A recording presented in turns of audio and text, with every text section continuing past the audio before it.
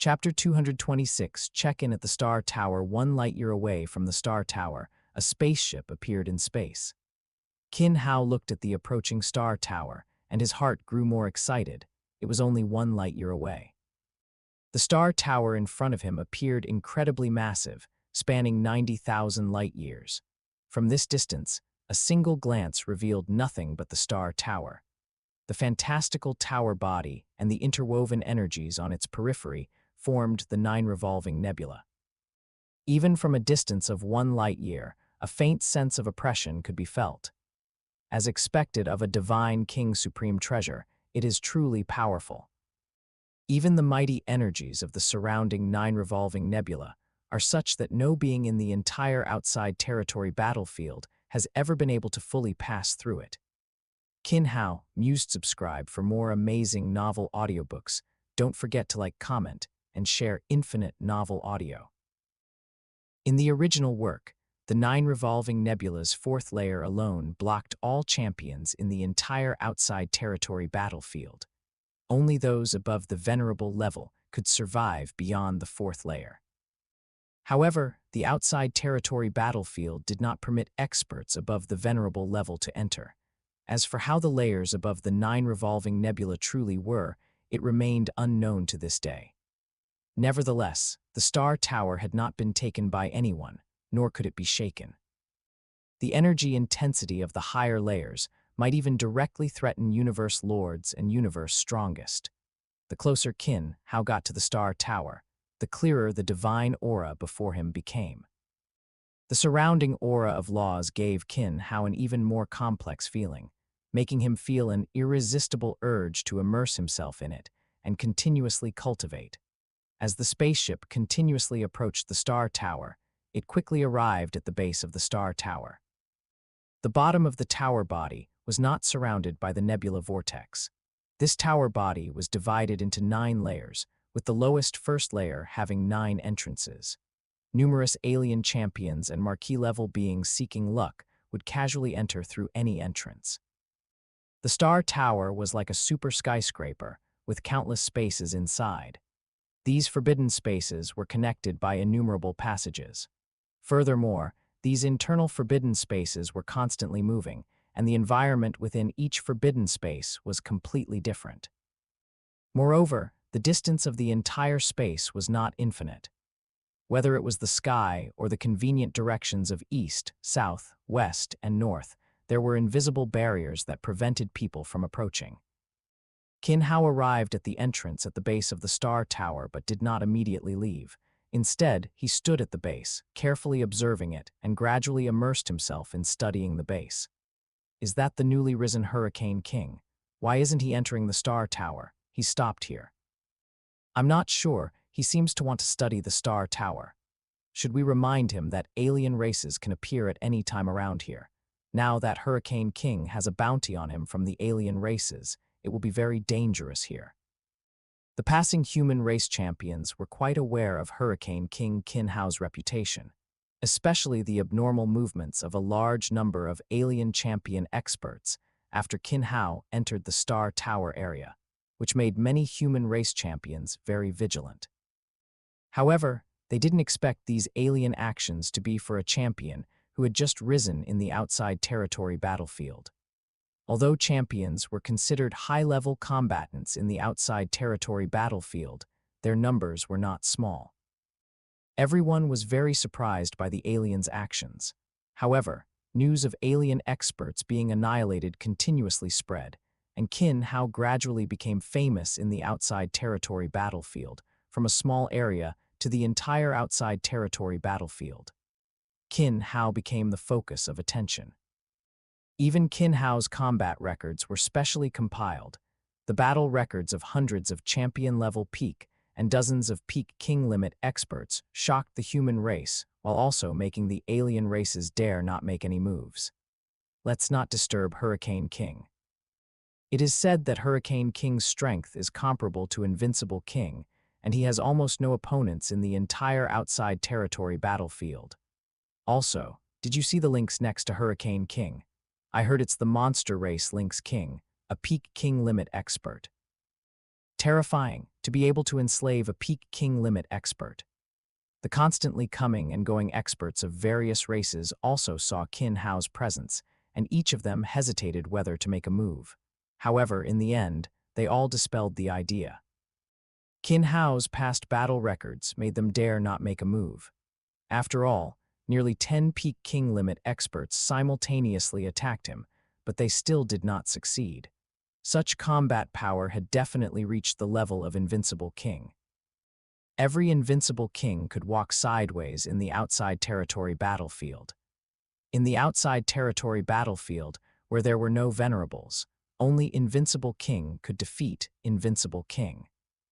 However, it was only limited to determining victory and defeat, and it was difficult to determine life and death. At the same level, it was already extremely difficult to completely defeat an opponent, plus some explosive moves like burning divine power. The final result would at most be a mutual loss. Under such a thankless situation, no one at the same level would so easily risk their lives. Therefore, upon seeing Qin Hao, most alien races chose to ignore him, avoid him, and directly entered the Star Tower. Some short-sighted ones wanted to attack Qin Hao while he was unprepared, but before they could even get close, Link's King's figure directly disappeared, and with a single teleportation, he directly dealt with a portion of them.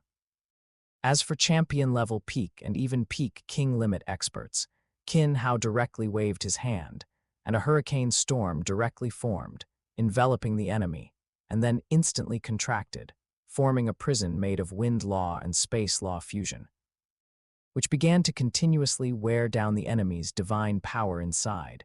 More than a dozen waves of enemy attacks were effortlessly resolved by Qin Hao.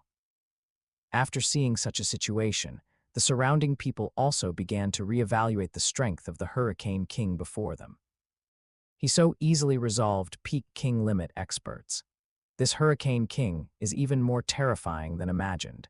His application of wind law and space law has reached the extreme, and even wind law and space law have a hint of fusion. Is this the strength of a peak expert?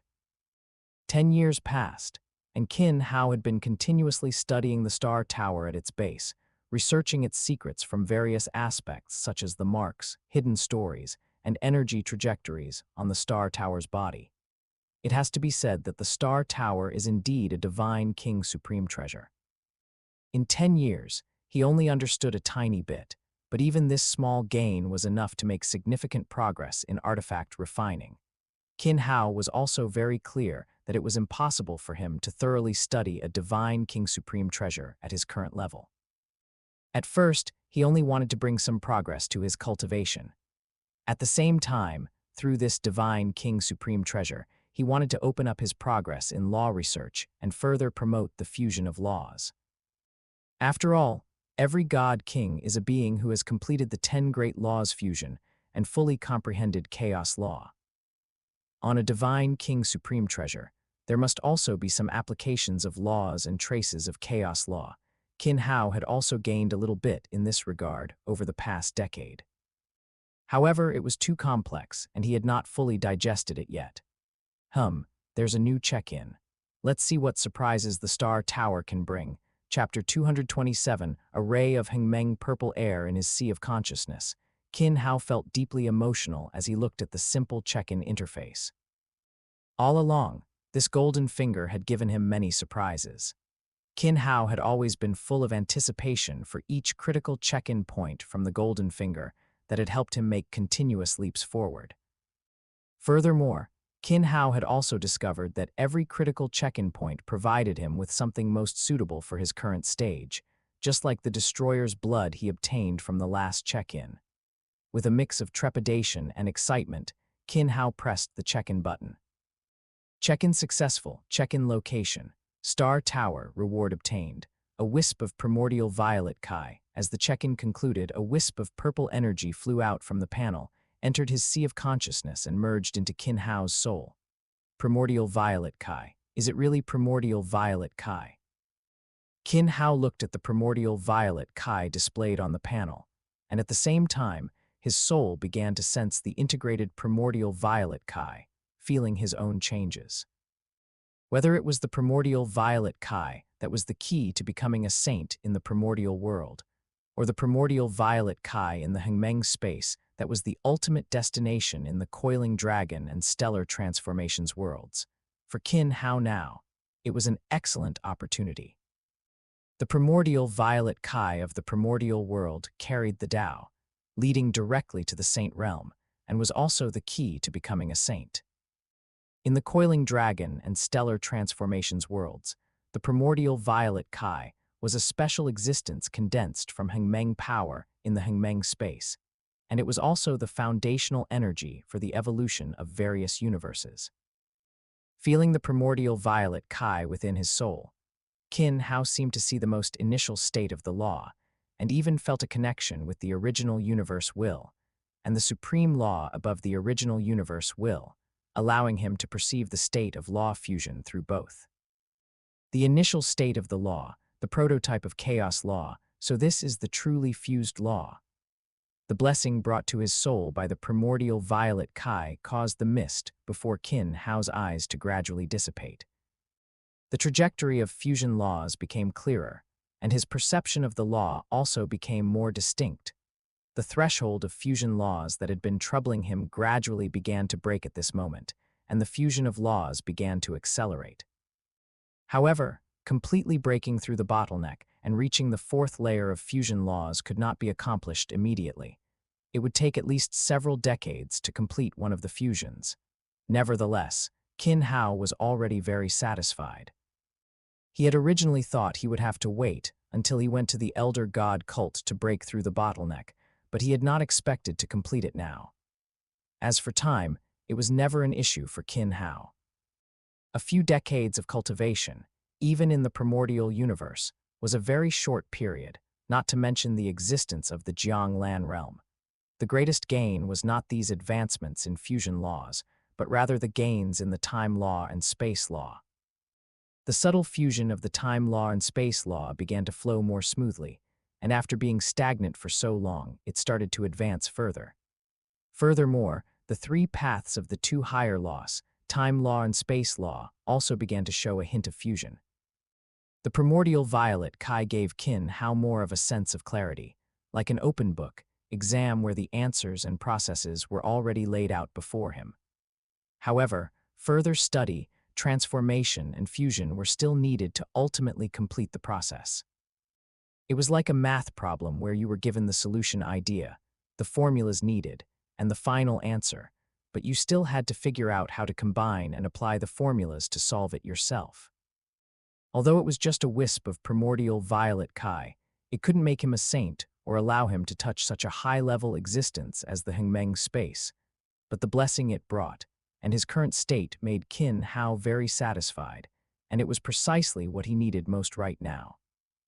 As long as there was enough time, then eventually completing the fusion of the 10 great laws would become simpler, and the path would be smoother.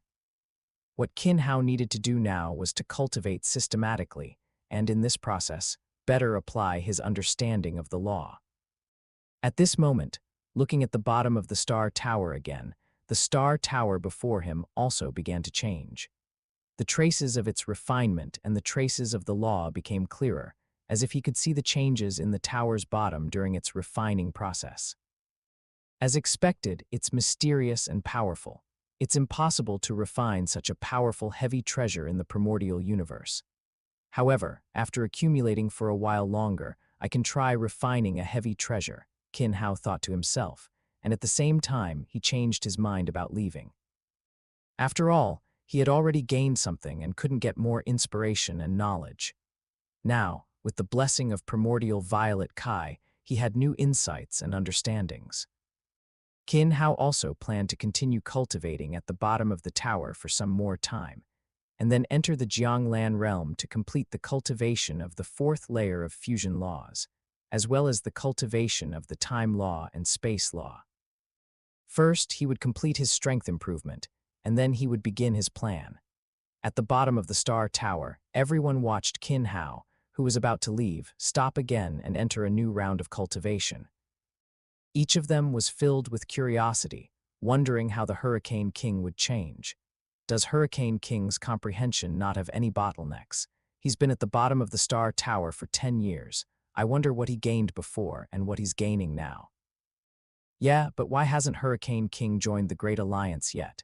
Is there some hidden reason behind it? I wonder what Hurricane King's identity is. Which power's core member is he?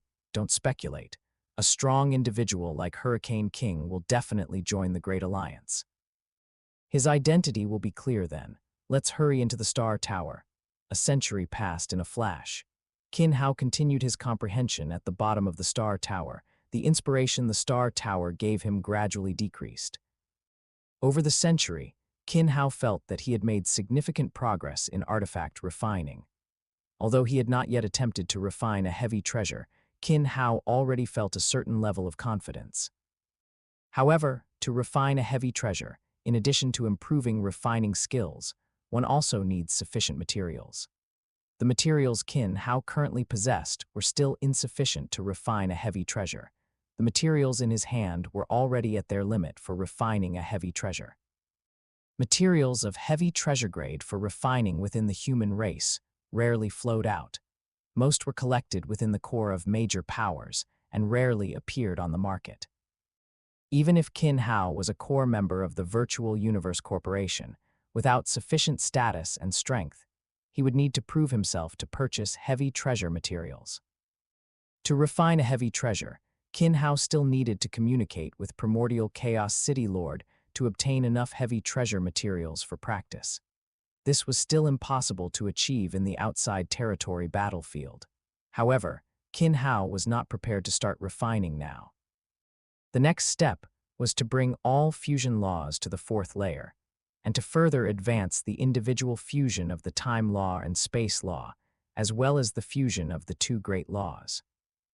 Chapter 228 Preparations before the big action. Qin Hao, who had been meditating for 100 years at the base of the Star Tower, flashed away and entered the Star Tower directly through the nearest passage. After Qin Hao left, the people around him all breathed a sigh of relief. For 100 years, the pressure Qin Hao exerted on everyone was immense. The presence of such a formidable figure made even the alien races feel completely insecure. Although Qin Hao never made a move, and even paid little attention to external affairs, his mere existence was enough to make people extremely nervous. Especially at the beginning, the strength he displayed, effortlessly suppressing a peak king limit, made everyone suspect that he was a venerable level in disguise, if not for the rule that venerable levels were not allowed in the outside territory battlefield. Upon entering the Star Tower, Qin Hao continuously surveyed its interior. Various strange spaces, connected by passages, formed an extremely complex terrain and environment. I should quickly collect some ceiling stars and leave this place. Qin Hao's biggest goal upon entering was the ceiling stars, and only within the Star Tower were there enough of them. Originally, it would have been very difficult for Qin Hao to directly collect ceiling stars within the Star Tower. Although there were many ceiling stars inside, they were also the most difficult to collect. Without permission and sufficient strength, one simply couldn't move them. Most of the ceiling stars outside were those that had accidentally escaped from the Star Tower and were then collected by others. Otherwise, ceiling stars, being heavy treasure-level existences, would have long been snatched up. However, this was not a major problem for Qin Hao now. After carefully studying the Star Tower, his refining techniques had improved significantly, and he had gained a deeper understanding of the Star Tower. Furthermore, with the ceiling stars he already possessed, Qin Hao had some ideas on how to take ceiling stars out of the Star Tower. After entering the Star Tower, while Qin Hao continuously observed his surroundings, he was primarily searching for the locations of the ceiling stars. From the inside, it was difficult to see any clear traces of the Star Tower itself. It was filled with various spaces. However, the existence of these spaces was also part of the Star Tower, and bearing so many spaces, the power of the Star Tower itself was imaginable. As he continued forward, although he hadn't found any ceiling stars yet, Qin Hao still collected many materials, including quite a few that could be used to refine supreme heavy treasures. There was a good reason why the Star Tower attracted so many powerhouses from various races. Besides its inherent mystique, the various materials and opportunities also made every powerhouse want to venture in. One had to admit, Zuo Shank was incredibly wealthy. Finally, I've found a sealing star. Let me try to see if I can sever its connection with the Star Tower. Before a sealing star, Qin Hao locked down the surrounding space, simultaneously casting time law to directly block all external factors. His divine soul extended, permeating into the sealing star. Following the patterns on the sealing star, Qin Hao quickly entered the core of the sealing star heavy treasure. Sensing the connection between the sealing star and the Star Tower, his soul power began to manipulate this connection, constantly influencing it. At the same time, the fluctuations of his soul power also began to change, gradually approaching the fluctuations of the Star Tower, delving into their connection, and gradually severing the link between the Star Tower and the sealing star. Not bad. It's much simpler than I imagined. Qin Hao played with the sealing star in his hand, feeling much more at ease. He had only been trying it out, unsure of what the outcome would be. Now it seemed much simpler than he had imagined. Although the sealing stars were components of the Star Tower, their sheer number meant that Zuo Shank's attention to them wasn't as high. In an unowned state, the struggle for ownership of the sealing stars was indeed possible. After his first success, Qin Hao's actions in collecting sealing stars became much faster. He moved actively through various areas, not lingering. Once he obtained a sealing star, he immediately left. On the way, he also encountered many battles. He would lend a hand if it involved humans. For battles between alien races, he would decide based on his mood. If they didn't provoke him, he would leave directly, but if they did, he would eliminate both sides. In 10 years, with almost no stops, Qin Hao barely managed to collect 360 sealing stars. Adding the 5 he already had, he now had exactly 365. Qin Hao intended to directly refine and modify these sealing stars, then integrate them into the 365 worlds within his body, further enhancing the strength of those worlds. Collecting 360 sealing stars in 10 years, in Qin Hao's view, was not slow. In fact, it was more related to luck. If he had encountered an area where sealing stars converged, he might have completed it in one go. However, almost all the sealing stars Qin Hao found appeared individually, which wasted a lot of his time on the journey. Nevertheless, although it took a lot of time, Qin Hao also gained many materials in the Star Tower, which would be of great help for his upcoming major actions. Having completed his goal of collecting sealing stars, Qin Hao did not intend to linger in the Star Tower and chose to leave directly. The most special existence of the Star Tower was itself, a divine King Supreme treasure. However, this was specifically crafted by Zuo Shank for his disciple. Qin Hao, to a certain extent, met some of the conditions and was even capable of handling some of Zuo Shank's future plans. However, for Qin Hao, the Star Tower and Zuo Shank's support were dispensable, whereas Luo Feng's growth was, to some extent, an indispensable step. From every aspect, Qin Hao had little interest in the Star Tower. Leaving the Star Tower, Qin Hao directly took a spaceship to a barren planet 30,000 light-years away from the Star Tower. After putting away his spaceship, he flashed directly into the Jiang Lan realm. Upon entering the Jiang Lan realm, Qin Hao first began to cultivate. Whatever plans or major actions he had afterward, everything was built upon strength. Furthermore, his coming to the outside territory battlefield was also to seek opportunities for breakthroughs, to find inspiration through tempering. Now, he had accumulated plenty of inspiration and groundwork. The most important thing was to first break through his cultivation, and then begin to plan his next major moves.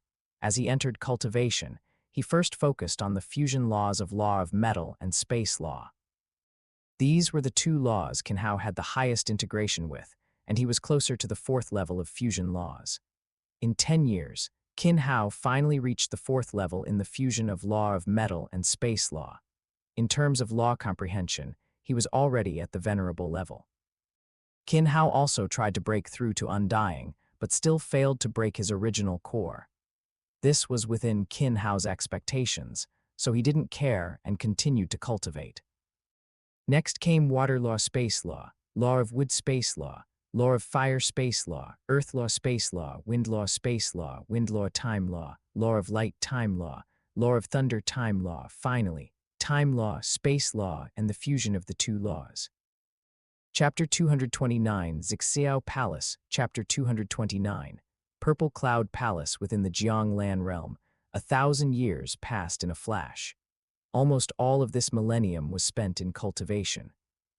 For the first 8 law fusions, aside from the Gold Space Law and Water Space Law, which only took about 10 years, each of the other 7 took nearly 50 years.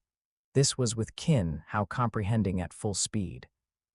One must know that Qin Hao himself had a perfect gene level, along with an enlightenment cushion, a bodhi fruit, and the blessing of a wisp of Primordial Violet Kai, yet it still took 50 years. If even one of those advantages were missing, the time required for comprehension would at least increase tenfold. The final time law, space law, and their fusion laws also took a considerable amount of time. While the fusion of the 3 great paths of space law and time law was not yet complete, it had already begun. The next step would be a long period of gradual fusion and the accumulation of insights. Just taking this step alone cost 200 years for each, and the fusion of time law and space law also advanced one step further from its original foundation, consuming 230 years. This breakthrough brought a very obvious increase in Qin Hao's strength. His comprehension of laws had already reached the exalt level. His full strength, when unleashed, was considered good among exalts. He could defeat an elementary exalt, but against stronger exalts, he was still somewhat lacking. After all, the gap in divine power was still very large. Laws could bridge some of the gap, but they could not completely erase it. However, once Qin Hao breaks through to undying, his strength will experience a complete breakout, potentially expanding directly to the Universe Overlord level. Furthermore, after becoming undying, he will not stop for too long before successively breaking through to the realms of Universe Exalt and Universe Lord. After all, the path to becoming a Universe Lord has already been paved before Qin Hao. As long as the 3 paths of time law and space law complete their fusion, the corresponding laws will directly break through. Once both are fully comprehended, his realm will reach that of a Universe Lord. Even before that, the fusion laws will also complete their fusions, reaching the Universe Overlord level. Coupled with the fact that Wind Law, Time Law, and Space Law have already embarked on the path of fusion, becoming the universe strongest is merely a matter of time for Qin Hao. These are all too distant. Right now, comprehension in fusion laws, time law, and space law is the most crucial. Completing the plan before becoming a true god might make the final 10 great laws fusion even simpler. Qin Hao thought, and at the same time, began to modify the layout within the Jianglan realm. Compared to the World Ring, the Jianglan realm was clearly more stable. Prior to this, Qin Hao had also refined heavy treasure within the Jianglan realm. This modification was also due to Qin Hao gaining new insights into artifact refining, and he was readjusting it based on the heavy treasure he was about to refine. The heavy treasure Qin Hao was about to refine this time would be even more powerful and complex, even capable of reaching a level comparable to ultimate treasures to a certain extent. These heavy treasure would also be the key to his upcoming plan. Over 100 years, the Jianglan realm was rearranged by Qin Hao. The entire area was laid out with countless formations, and countless secret inscriptions were carved. The surrounding environment also underwent a comprehensive transformation. Within the vast space, countless stars were arranged in various positions, with a massive furnace in the center connected to every single star. Beside the furnace, various tools needed for refining heavy treasure were placed, ranging from shaping, secret inscriptions carving, to formation integration, all exquisitely crafted. Many of these tools were even specially refined by Qin Hao during this period. To a certain extent, these tools were already a type of heavy treasure themselves. First, let's refine some small items to practice and get familiar with the tools. Looking at the masterpiece before him, Qin Hao felt extremely excited. World power integrated into the secret inscriptions, the power of the surrounding stars was fully mobilized, and a powerful flame appeared within the furnace. Qin Hao continuously threw materials into the flames, controlling the flames to constantly calcine the materials and remove impurities. After completing the calcination and purification, he began to guide these materials to fuse. Under an extremely precise ratio, the direct fusion of the materials began to produce miraculous changes, and the surrounding law power began to condense into the materials. The effect is very good. It's time to awaken. With a thought from Qin Hao, the liquid alloy in the flames began to change shape. Weapons formed one by one and began to cool. Before they had completely cooled, the carving knife in Qin Hao's hand flew directly into the air and began to quickly engrave on each weapon. As secret inscriptions were carved one after another, the patterns on the weapons became extremely intricate. Done. As the last stroke of the pattern was completed, Qin Hao lightly shouted.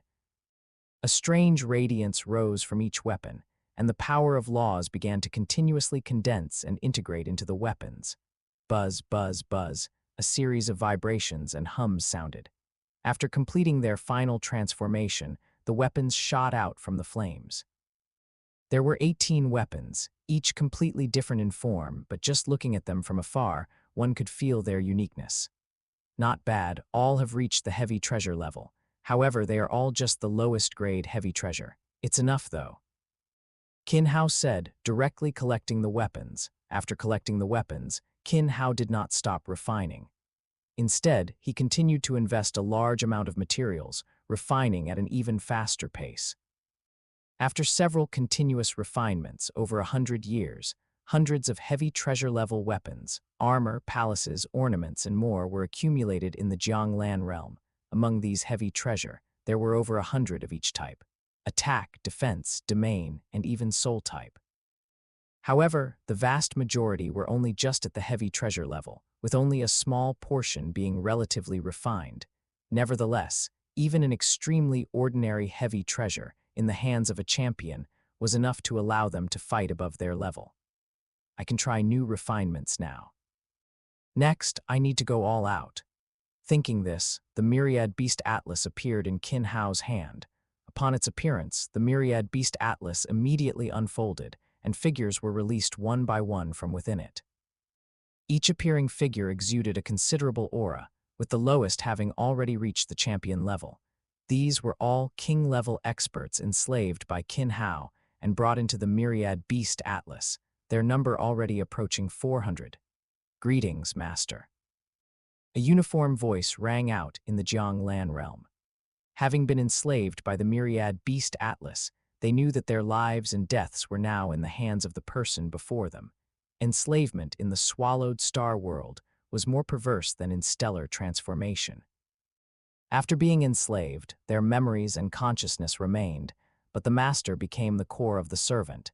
Chapter 230, Supreme Treasure. Chapter 230, Supreme Treasure. Hundreds of champion-level undying beings represent a considerable force on the entire outside territory battlefield, and gathered together, they constitute a combat strength capable of instigating a battle of no small scale. Everyone, take your positions. Once we begin, input your divine power according to the plan and cooperate with the formation's operation. Qin Hao instructed everyone. Yes, Master. Saying this, the champion-level immortals swiftly vanished from their original spots, reappearing at various points within the Jianglan realm, occupying different nodes. Begin. After everyone had taken their positions, Qin Hao gave the command. First, a champion-level immortal with fire elemental power released his flame divine power throughout his body. The release of flame divine power seemed to open a switch, and one after another, the divine power within each champion began to condense, while laws also rapidly converged. After everyone's divine power was fully unleashed, they began to communicate with space law and time law, condensing the power of these two higher laws. Within the area covered by the entire formation, powerful energies intersected and merged, constantly being devoured by the furnace before Qin Hao, transforming into a peculiar flame. This flame was even more potent than the flames previously condensed using stars as fuel, as it was forged from the divine power of Qin Hao's champion subordinates. The complex divine power, purified by the formation and working in conjunction, produced such a powerful flame, within which even the power of the 10 great laws was contained. However, Qin Hao's understanding of law fusion for the 10 great laws was currently very limited.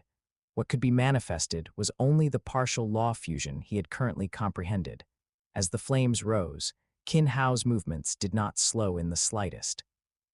From within the Star Tower, the collected raw materials were taken out one by one. Most of these materials were extremely precious in the universe, so much so that even some core members and powerful individuals might not have seen or heard of them. It was precisely because he had obtained these raw materials from the Star Tower that Qin Hao had set up such a grand operation for this refining session.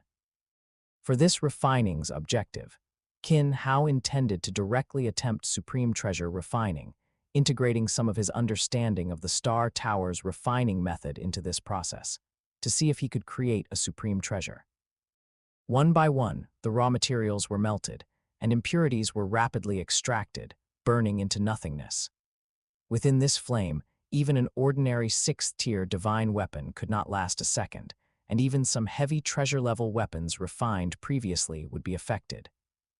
The convergence of power and laws from nearly 400 champions, perfectly coordinated, would require even a venerable to handle with caution.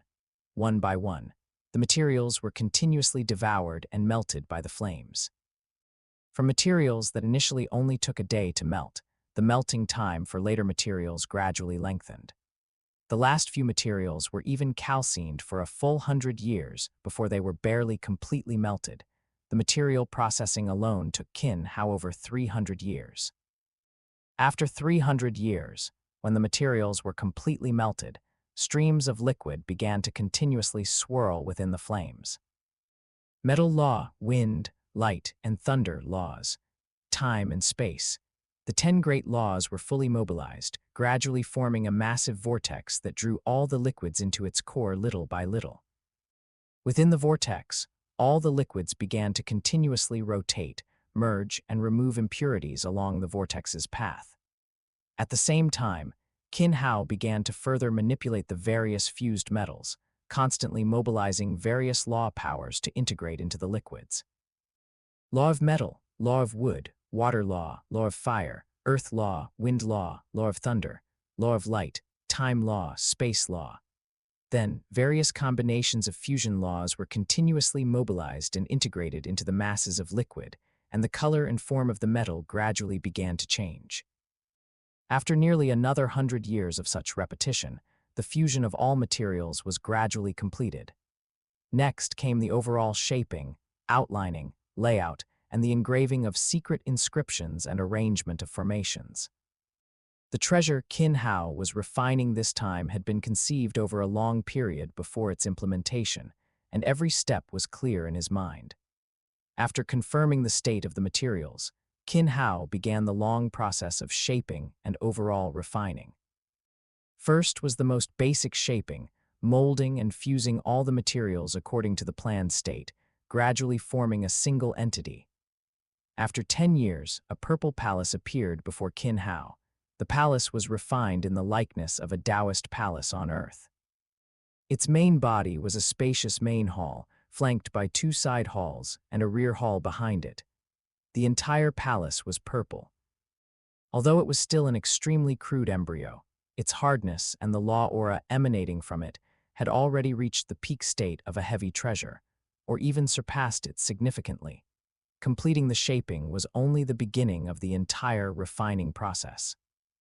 Qin Hao began to engrave a large number of secret inscriptions and formations within the palace. The left and right side halls were quickly cut open by Qin Hao using space law and time law, forming numerous secret chambers. The walls within these chambers were adorned with various complex patterns. These patterns contained Qin Hao's insights into various fusion laws. From the first to the fourth layers, all were present, with sufficient space reserved to perfect more law patterns. After the patterns were engraved, Qin Hao then covered them with formations, connecting them to the entire palace. They could only be activated by touching the formation and inputting energy and soul power under specific conditions, thereby manifesting the law's secret inscriptions.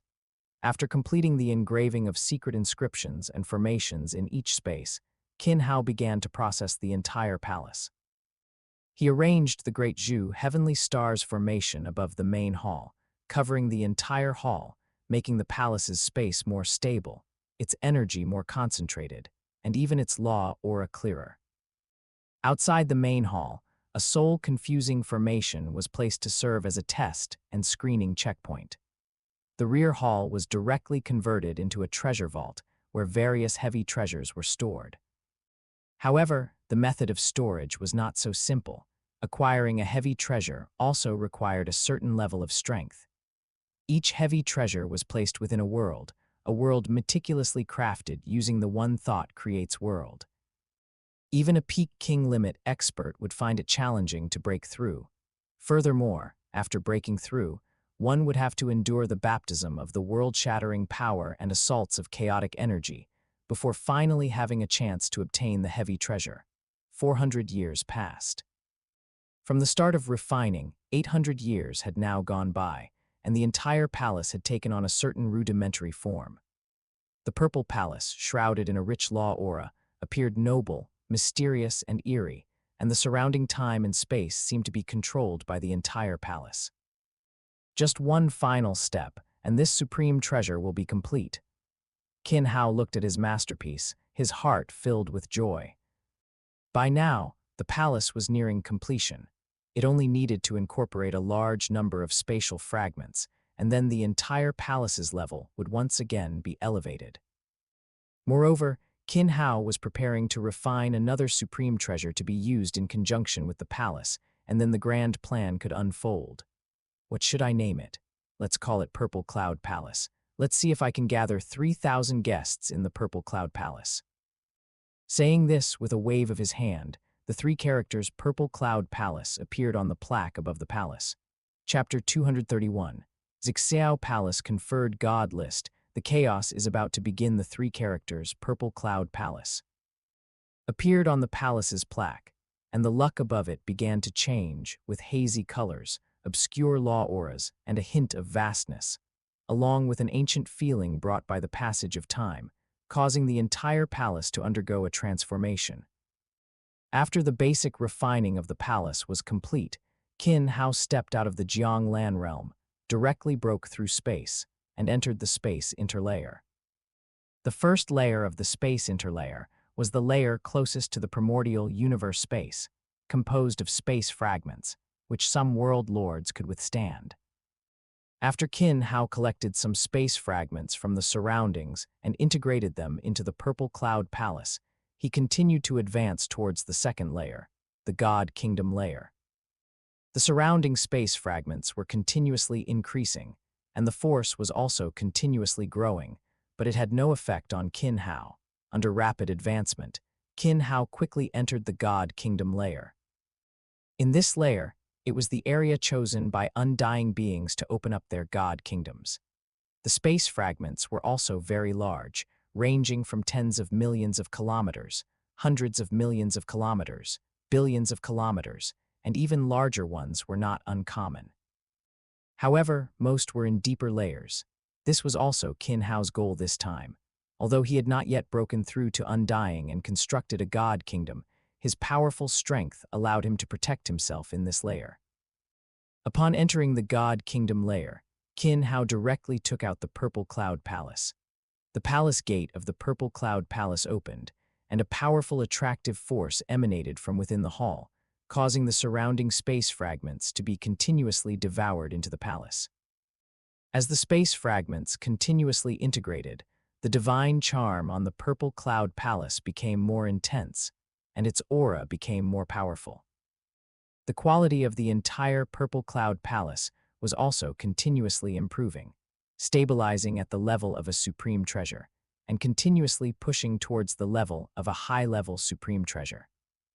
After devouring nearly 300 space fragments from the surroundings, the Purple Cloud Palace stopped its devouring action and once again transformed into a small palace, appearing beside Qin Hao. At this time, the level of the Purple Cloud Palace had reached the peak of an ordinary supreme treasure, not far from a high-level supreme treasure. Not bad. After devouring space fragments a few more times, it might reach the level of a high-level supreme treasure. Qin Hao was still a bit excited in his heart. This was the first supreme treasure he had refined himself, and it also incorporated some concepts of growth-type supreme treasures, choosing many metals that could devour energy and evolve treasures. The Purple Cloud Palace is complete. Next is the Bestowal of Gods. Once it's refined, the plan can begin, Qin Hao thought while quickly exiting the space interlayer and returning to the primordial universe. He re-entered the Jianglan realm and began preparing for a new round of refining. This time, Qin Hao's refining target was still a supreme treasure. However, unlike the Purple Cloud Palace in the upcoming actions, it would serve more as a decoy, while the Bestowal of Gods would be the strategic item. He even planned to form an army with the Bestowal of Gods, an army that would fight without fear of death. Of course, these were mostly still in the conceptual stage. Whether they could be realized depended on whether this refining could succeed. While thinking, Qin Hao simultaneously issued commands to all champions in the Jianglan realm, and flames once again surged. Countless materials were placed into the flames. This refining was completely different from that of the Purple Cloud Palace. It not only involved complex law engravings and the integration of formations, but also Qin Hao's comprehension of the visualization method and the soul. The Bestowal of Gods was not just a list, but also a top-tier spiritual treasure, a legendary heavenly book. The Bestowal of Gods contained 365 righteous divine positions and 129,600 auxiliary divine positions, which could be said to cover various divine offices of the entire cosmos. Of course, Qin Hao currently had no strength to refine such an existence. The Bestowal of Gods he was refining was an imitation based on some characteristics of the Bestowal of Gods. First, it was the enslavement of all gods, capable of forcibly enslaving powerful beings whose soul aura and soul power remained on the Bestowal of Gods. This point not only referenced the Bestowal of Gods, but also drew upon the Myriad beast atlas in his hand, maximizing the nature of enslavement. Combined with the characteristics of each room in the Purple Cloud Palace, the soul power and divine power of powerful beings integrated into various engravings would be drawn into the Bestowal of Gods for enslavement. Of course, in the early stage, Qin Hao needed to personally operate it, completing the enslavement process with his powerful strength. Later, after enslaving a certain number of powerful beings, the power of the powerful beings within the Bestowal of Gods could directly forcibly enslave these undying beings. Secondly, it was the ability to revive. Once on the Bestowal of Gods, it was almost equivalent to gaining the ability of immortality. Even if they died in the outside world, they could quickly revive by relying on the soul imprint retained within the Bestowal of Gods. To achieve this, a certain amount of soul power and divine power needed to be continuously input into the Bestowal of Gods. Under the effect of the Bestowal of Gods, it would be directly transformed into the purest divine power and soul power, similar to the power of incense or faith.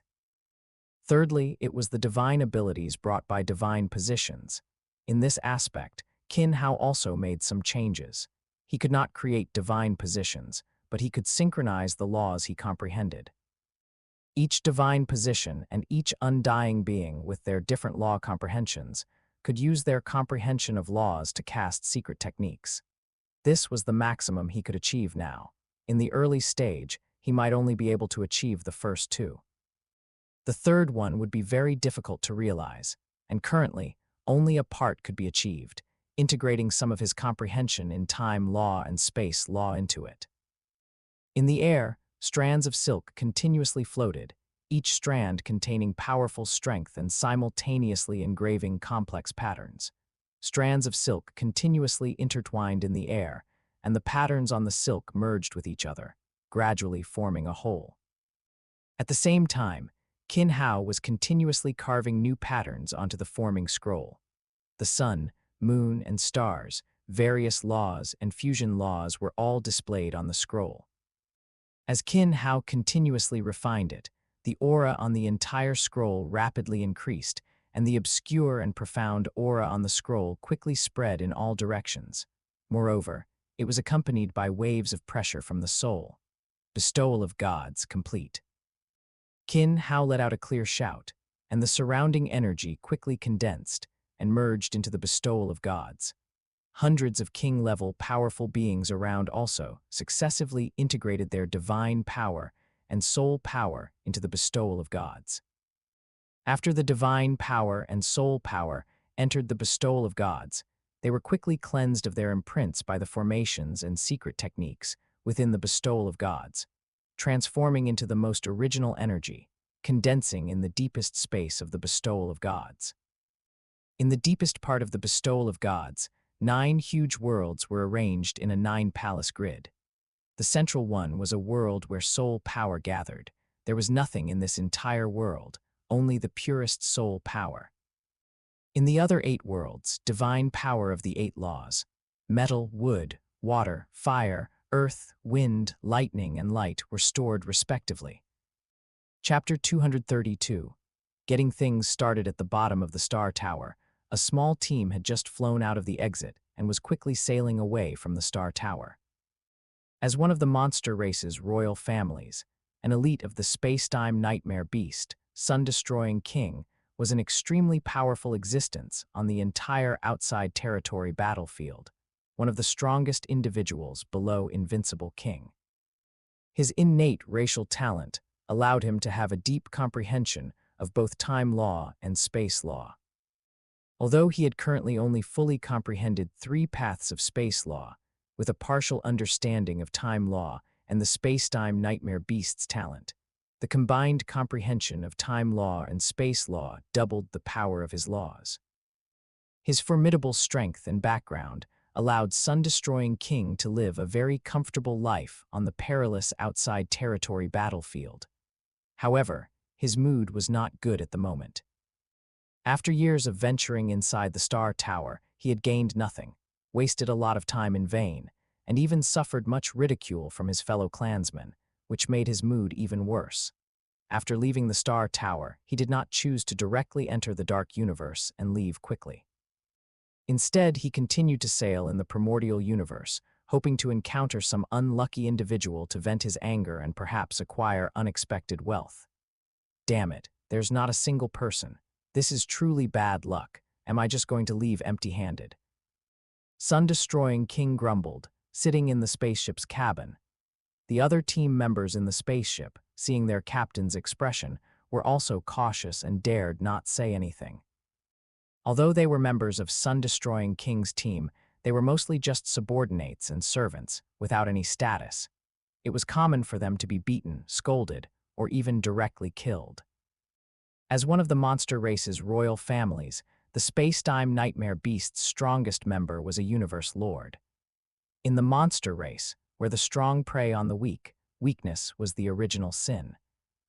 Even if they were killed, they dared not resist in the slightest, or else they might face the extinction of their entire race. It was simply too easy for a royal family to eliminate a small race. Just as Sun-destroying King was losing his temper, the surrounding space began to tremble continuously. The entire spaceship also began to shake non-stop, and cracks started to appear on the spaceship's hull. Soon, the cracks rapidly expanded, and in an instant, the entire spaceship was directly destroyed, turning into fragments. Who dares to attack this lord? From the fragments, Sun-destroying King and his subordinates quickly rushed out. Sun-destroying King's eyes were filled with anger, but at the same time he was also a little excited. He had finally encountered someone who didn't know their place, and he could gain something from it. As for the person who dared to attack him, he was constantly thinking about how to give him a unique experience. However, no one appeared around.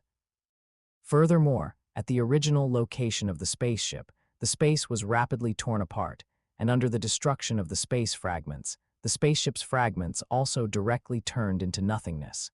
With the space shattered, the surrounding energy instantly became chaotic. Space fragments were constantly ejected from the space interlayer, and everything around was directly destroyed. How unlucky, I actually encountered spatial shattering. Sun-destroying King's mood worsened as he looked at the situation before him. His spaceship was destroyed, the anticipated enemy did not appear, and he had nowhere to vent his anger. His gaze involuntarily turned towards his subordinates behind him. "My lord, there's something in the space interlayer."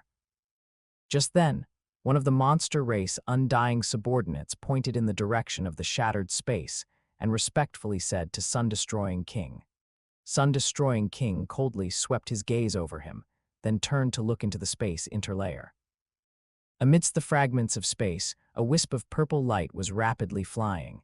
Any space fragments that approached this purple light would be directly swallowed.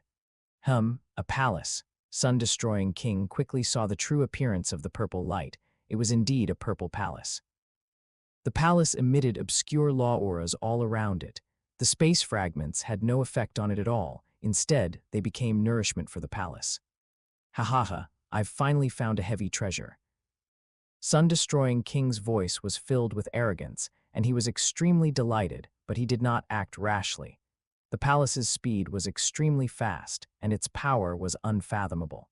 It was at least a heavy treasure-level existence, and it needed to be handled with caution. As he observed, the palace flew out of the space interlayer and appeared in the primordial universe, its speed also beginning to decrease. "Haha, stop for me." Divine power formed a giant palm, directly grabbing towards the palace. At this moment, in Sun-destroying King's eyes, the palace was already in his grasp. However, the instant the divine power approached the palace, it was directly swallowed by the palace, as if a drop of water had merged into the ocean without causing the slightest ripple. Everyone attacked together. Sun-destroying King shouted, and at the same time, he attacked again. The several undying behind him also did not hesitate, attacking simultaneously. Powerful divine power condensed and surged towards various directions of the palace. However, the outcome remained unchanged. The divine power was directly absorbed by the palace. Aside from Sun-destroying King, who was close to Invincible King, the other several were all at the peak of high-level champion. Now they were actually helpless against a palace. Could it be a supreme heavy treasure? Sun-destroying King speculated in his heart. Although heavy treasures were rare, Sun-destroying King had seen many, and he even possessed one himself. Their power was far from as strong as the palace before him. Several champions couldn't even cause the slightest impact. Thinking of this, Sun-destroying King became even more excited. A supreme heavy treasure was something even a universe exalt might not possess. Most were in the hands of universe overlords and universe lords, each one being the foundation of a race. If I obtain a supreme heavy treasure, whether I use it myself in the future or contribute it to the race, the benefits. Sun-destroying King thought, moving closer to the palace. Since divine power had no effect, he could only try to bind it with soul power.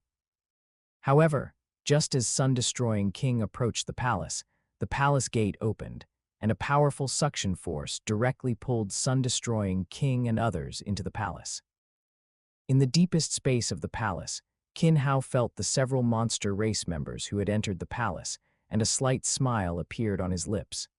The game has officially begun. This palace was precisely the Purple Cloud Palace refined by Qin Hao. After completing the refinement of the Bestowal of Gods, Qin Hao directly integrated the Bestowal of Gods into the Purple Cloud Palace, taking the Purple Cloud Palace into the space interlayer, and began searching for an opportunity to appear. This operation of emerging from the space interlayer had been carried out many times, but no one else had discovered it. Sun-destroying King and his group were the first to enter the Purple Cloud Palace, and they were also the beginning of Qin Hao's plan. Chapter 233, A New Legend on the Extraterritorial Battlefield. Have you heard? A strange palace, said to be a supreme treasure, has appeared near the Star Tower. It's more than just a supreme treasure. Many people tried to seize it, but they were swallowed inside and haven't come out yet. Is it that terrifying? How many years has it been since such a situation occurred in the outside territory battlefield? That's old news. It's said that the monster race's sun-destroying king emerged from that palace with greatly improved cultivation. He has comprehended 2 paths of time law and even a trace of fusion laws. All the various races are now discussing that palace, but limited by the rules of the outside territory battlefield, none have taken action first. However, the champion from each race have already begun to gather, preparing to enter that palace. Really? Then let's act quickly too. Maybe there's some inheritance. Even if we don't get the supreme treasure, improving our comprehension of laws is a sure profit. Over 100 years, the news of the mysterious palace supreme treasure appearing in the outside territory battlefield gradually spread, and more powerhouses became curious about the suddenly appearing palace. From the initial fear that the palace was devouring surrounding powerhouses, thinking there was a powerhouse behind it, to later when many of the previously entered powerhouses reappeared, the tide began to turn sharply. Especially since these entered powerhouses had greatly improved their strength, with some even directly breaking through bottlenecks and reaching a higher level of strength. This phenomenon made more people start to pay attention to this mysterious palace. And as more and more people emerged from the palace, the situation inside the palace gradually became known. Inside were various strange spaces, worlds, and various fusion laws spaces that had been segmented, along with strange law secret patterns. From various laws to various fusion laws, and even the fusion of time law and space law, forming relatively complete inheritances, which became the focus of attention for various powers. Although each power has its own cultivation methods and relatively complete paths, the more cultivation methods there are, the more directions there are, especially regarding fusion laws. For every power, it is a shortcut to improving strength. In particular, so many powerhouses who entered the Purple Cloud Palace had their strength improved, and the secrets within the Purple Cloud Palace also became something many powers wanted to explore. However, based on what has been revealed so far, it is mostly only at the undying stage and does not have much appeal. The various races have not yet prepared to break the rules of the outside territory battlefield and send venerable-level powerhouses into the outside territory battlefield. Outside the Purple Cloud Palace, gathering areas for various races also began to appear. In 4 directions, the human race, monster race, insect race, and automaton race each occupied a corner, guarding against each other. After all, the current opportunity is not essential for the upper echelons of the races, but for them, the champion, it is definitely a rare opportunity. Every improvement in strength saves tens of thousands or even hundreds of thousands of years of time. Furthermore, many peak king limit powerhouses brought out news that within the Purple Cloud Palace, there are law secret patterns up to the 4th layer of fusion laws, as well as comprehension spaces for space law, time law, and time-space fusion laws. These bring them not only short-term improvements, but also the possibility of becoming a venerable in the future. Champion and venerable seem to be only a thin line apart, yet they are as different as heaven and earth. It is a difference in strength and a difference in status. Only by becoming a venerable can one truly be considered the foundation and core of their respective power. Although champion are also powerhouses, compared to the value of a venerable, the difference is still too great. The significance of one venerable's existence even exceeds that of tens of thousands of king-level immortal. Moreover, among tens of thousands of king-level immortal, it is not certain that even one venerable will emerge. Becoming a venerable depends on talent, and becoming a venerable requires both talent and opportunity. Geniuses can be continuously produced under the large numbers of a powerful race, but opportunities are very much up to fate. What is the situation inside this Purple Cloud Palace? How many of our human race have come out of it, and how many are still inside? Only 45 people have come out, and their strength has increased by 1 level. Several have already touched the threshold of a venerable, and with some secluded cultivation, a few more venerable might emerge. There are still 300 people who haven't come out, and the specific situation is not yet fully clear. According to current intelligence, those who enter the Purple Cloud Palace are all sucked in. After entering, they fall into a maze. After exiting the maze, they appear in a huge main hall. Inside the main hall are countless spaces, which are very dangerous. In the side halls on both sides of the main hall, 12 secret chambers have been cut out, corresponding to metal space, water space, wood space, fire space, earth space, wind space, wind time, thunder time, light time, time, space, and time space, respectively. As long as soul power and divine power are input, the corresponding laws will appear. It is said there is also a back hall, but no one has entered it yet, so the specific situation is unknown. Good. Tomorrow, arrange for a new batch of people to enter. We must guard against the actions of the other 3 races, and keep everyone in the main camp on alert at all times to deal with any unforeseen changes. Yes, the human race camp quickly mobilized. This time, they gathered powerhouses from near the Star Tower, with hundreds of champion powerhouses from the 5 great powers assembled. More champion are still arriving, as no one wants to miss such an opportunity. At the same time, the camps of the other 3 races also began to mobilize, arranging for new batches of members and preparing for battle. They did not want any race to gain an advantage from this opportunity. Simultaneously, the 3 races paid extra attention to the human race. The root cause of this situation was Origin Ancestor. The Origin Ancestor back then was too powerful, dominating the Universe C and directly suppressing all other races, preventing them from rising. It was precisely because of this that, after Origin Ancestor was trapped, the various races were particularly hostile towards the human race, even forming a certain alliance when it came to targeting the human race. However, it was only a temporary alliance.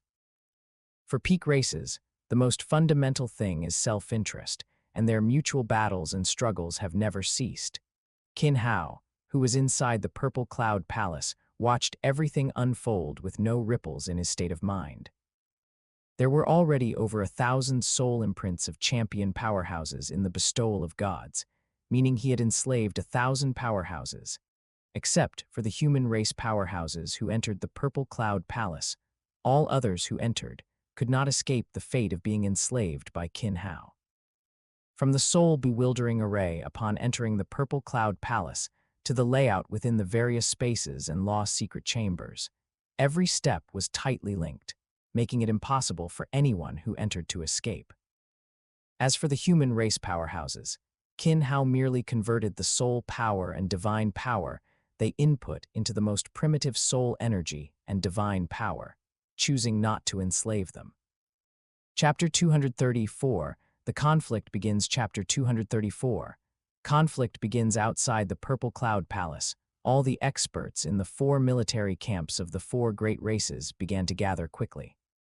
After forming teams, they started to approach the central location of the Purple Cloud Palace. Looking from afar at the crowds of the other 3 factions, all the Undying felt extremely solemn in their hearts. Each faction had thousands of king-level experts. If a true battle were to break out, it would already be a considerable war on the outside territory battlefield.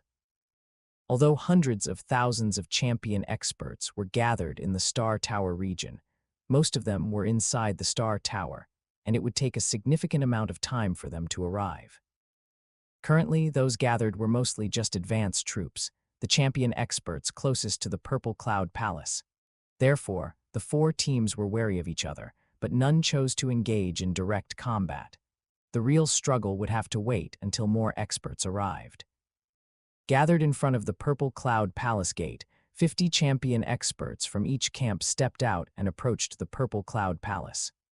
This number was the result of multi-party communication. Although each faction now had about 50 people, and their strength had increased, hundreds of people were still trapped within the Purple Cloud Palace, and the internal environment remained full of unknowns. At the same time, even those who had emerged provided very limited descriptions of the Purple Cloud Palace. No single party had a deep understanding of it. Taiwan Novel Network is super convenient. 1. O-stroke available anytime. This group of 50 people was also for reconnaissance. Each race had even specially dispatched several experts with clones to enter the Purple Cloud Palace. The others entered more for protection and to deal with unforeseen circumstances. After the 50 experts stepped out from their respective camps, they began to approach the Purple Cloud Palace, still wary of each other. Everyone was also aware that they faced more unknowns. Although it was an opportunity, no one knew what truly lay hidden behind it. As everyone approached, the Purple Cloud Palace gate opened, and a powerful devouring force quickly swallowed everyone into the Purple Cloud Palace. The 200 champion experts were unable to offer the slightest resistance, only watching their figures rapidly swallowed by the pitch-black palace gate. After entering the palace gate, everyone appeared in a maze. The environment inside the maze was very simple: a black floor, a gray sky, and white walls. Upon entering, the group tried to directly destroy the walls, but they couldn't leave the slightest mark on them. Is this the first trial? Everyone looked at the environment before them and confirmed in their hearts that this was the first trial they faced upon entering the Purple Cloud Palace. Although no one knew exactly what it was, the situations faced by those who had exited the maze varied. Some wandered in the maze for more than a decade before finding their way out, while others entered the maze and exited after only a few steps. As for the rules of the maze, no one knew. Even from each person's experience, no commonalities could be analyzed. Some even stated that their entire team had moved together, taking the same path, but they themselves had emerged while the rest of the team did not appear. Everything in the Purple Cloud Palace, in Qin Hao's arrangement, aside from preparations for this plan, was mostly built as a Dao field. In his future plans, the Purple Cloud Palace was to be his residence. The side halls on both sides would be continuously perfected according to his comprehension, serving as training grounds for his disciples and subordinates. The rear hall would serve as a treasure vault and his future living quarters. The main hall would be a place for future teaching and lecturing. Its countless spaces could be used to create countless worlds, tailored to the unique needs of different individuals, providing suitable training environments for them. The array in front of the gate, on the other hand, was for testing the character and talent of disciples, sect members, and subordinates. However, it had now been altered, primarily to add some difficulty for those inside the main hall, so they wouldn't have it so easy. At this time, Qin Hao was no longer paying too much attention to the people entering the palace. After 100 years of operation, the entire Purple Cloud Palace's functioning was already very complete and no longer required Qin Hao to constantly manipulate it. Currently, Qin Hao was mostly in cultivation, spending most of his time in seclusion within the Jianglan realm. Although all fusion laws had reached the 4th level, and the time law and space law had begun a comprehensive fusion, the space-time law had also made some progress. However, there was still a significant gap from his goal, especially in the comprehensive fusion of the 5 elements laws and the fusion of wind, light, and thunder laws. Less than 10% had been fused so far. However, this situation was normal, as fusion laws are inherently difficult. Having about 10% fusion was due to a fortunate coincidence during his planetary level when he crossed the threshold, and long-term accumulation allowed the 5 elements laws to slowly fuse. As for the fusion of wind, light, and thunder laws, it was more due to the talent of his 3rd clone, Destroyer, who had an extremely high affinity for wind, light, and thunder laws, leading to a trace of fusion which has now reached its current state. Subscribe for more amazing novel audiobooks. Don't forget to like, comment, and share Infinite Novel Audio. Moreover, both the 1st clone and the 3rd clone spent most of their time on the 2x2 fusion of laws. 2x2 fusion is the foundation of everything. Only with sufficient accumulation can a leapfrog improvement be achieved. Therefore, in his subsequent cultivation, Qin Hao also planned to continue accelerating the fusion of each lower law with higher laws, striving to complete these fusion laws by the time he became a universe lord, and then fully fuse the 5 elements laws, wind, light, and thunder laws. and space-time law. Finally, he would use the opportunity of his clones merging when breaking through to become a universe strongest to see if he could facilitate the fusion of the 10 great laws. Thinking this, Qin Hao once again entered deep cultivation. In his sea of consciousness, stars rotated continuously, their trajectories becoming more profound and the laws became more concentrated. Within each star, a deity sat, comprehending something. While Qin Hao entered cultivation, many major events also occurred in the outside world. Outside the Purple Cloud Palace, the champion experts in the various racial camps had already exceeded 10,000. Tens of thousands of champions gathered, representing 1/10 of the experts in the entire Star Tower region. Collisions between various ethnic groups also became more frequent, with battles often occurring in the surrounding areas. However, true life-and-death battles were much fewer. After all, with so many experts gathered, rescue speeds were very fast. Often, after a battle broke out, rescue efforts from various races would already begin, eventually escalating into a chaotic battle where no one could truly defeat anyone else. Purple Cloud Palace. How did a Purple Cloud Palace appear on the outside territory battlefield? Did Qin Hao create it? But how is that possible? The information given by the race states that the Purple Cloud Palace is a supreme treasure. How could Qin Hao obtain a supreme treasure?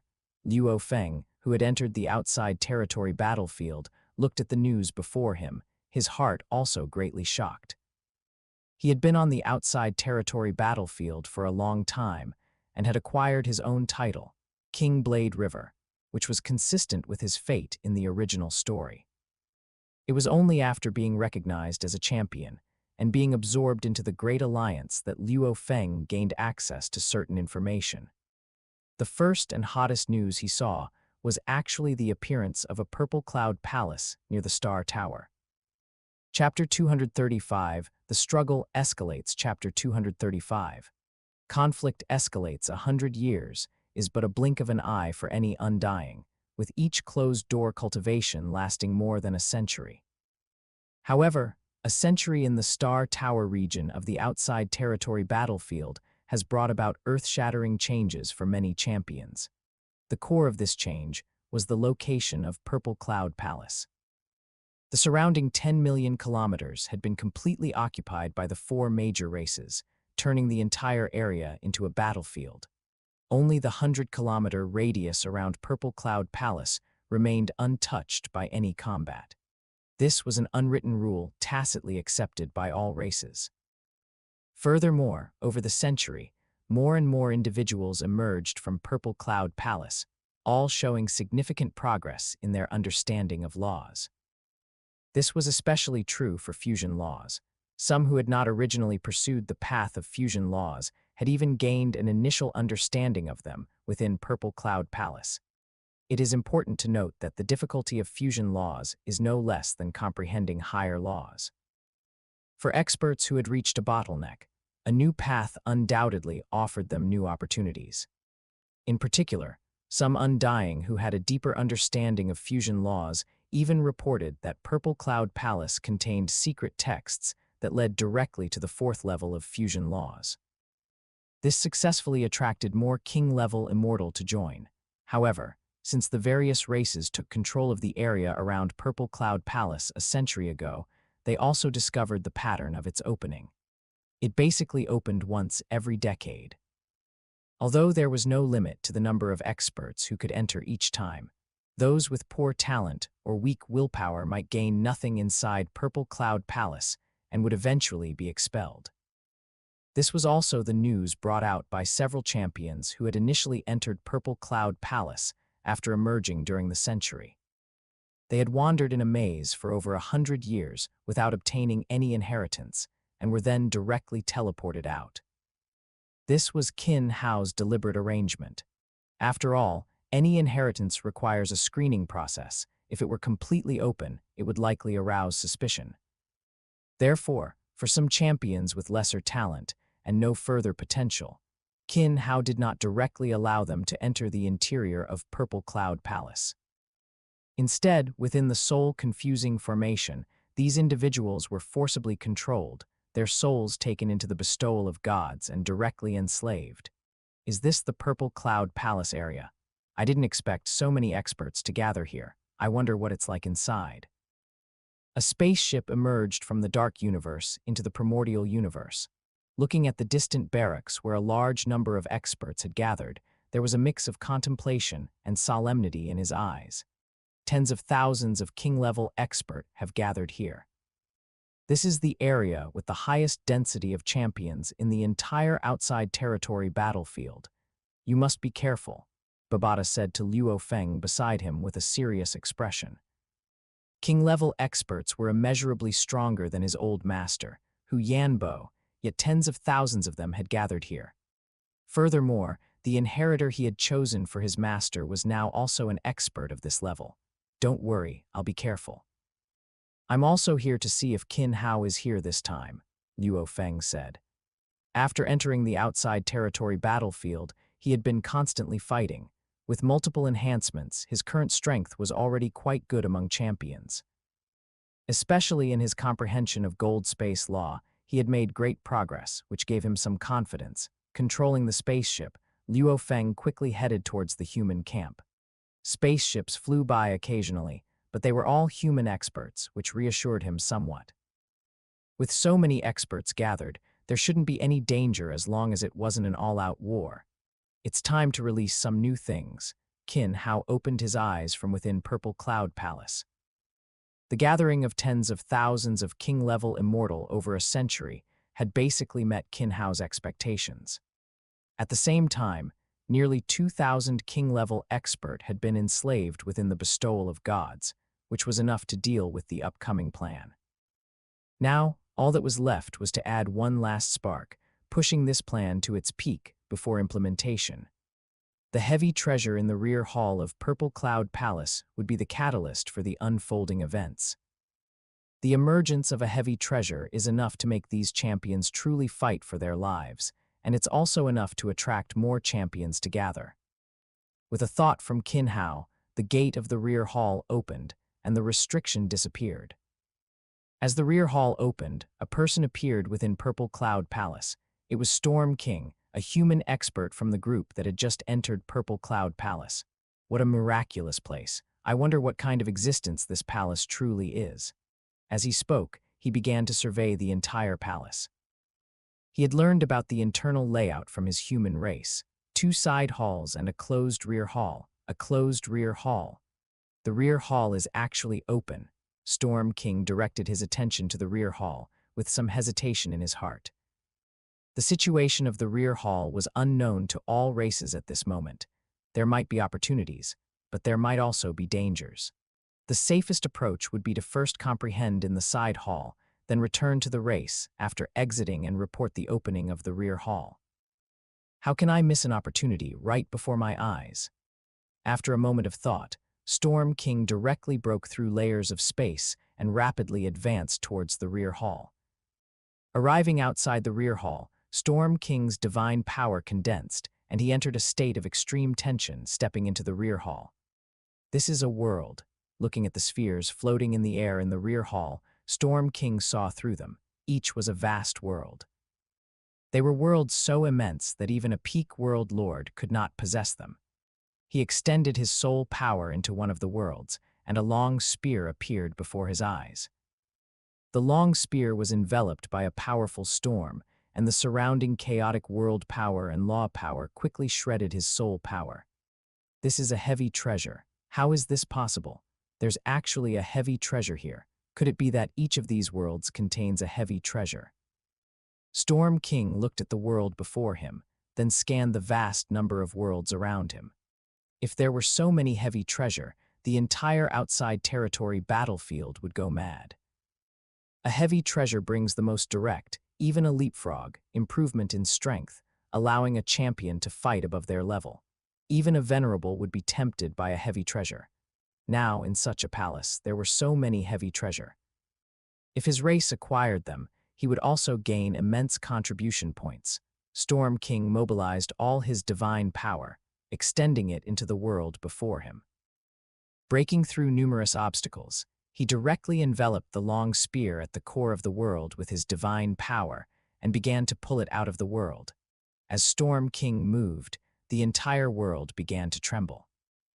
Powerful world power and law power continuously gathered, attacking Storm King's divine power, constantly annihilating the large hand formed by his divine power. Chapter 236, Valuable Success. Chapter 236. The birth of a heavy treasure. Storm King felt the powerful world power and law power. He didn't dare to hesitate in the slightest, mobilizing all the divine power within his body to rapidly surge into the world, quickly pulling the spear out of the world. With the spear in hand, Storm King dared not linger and quickly retreated. As he retreated, the world, now without the spear, directly shattered. The powerful world power and law power swept over, directly crushing one of Storm King's hands, and his divine power was instantly annihilated. Hoo-hoo. Storm King panted continuously, his entire being extremely tense, as his arm rapidly regenerated. Losing an arm meant a nearly 5% loss of divine power, but obtaining a heavy treasure was entirely worth it. Carefully examining the spear in his hand, Storm King's face filled with excitement. He infused his soul power and divine power into the spear, initially refining it. With a single thrust, a spatial fragment within the main hall was directly shattered, turning into the most primitive spatial energy and dissipating. Is this the power of a heavy treasure? With this heavy treasure, I can even fight against an invincible king. Storm King's heart was filled with excitement, but he quickly calmed down. In the back hall, there were even more heavy treasures, but when he tried to turn around and re-enter, the back hall's door had already closed. It seems each person can only enter once.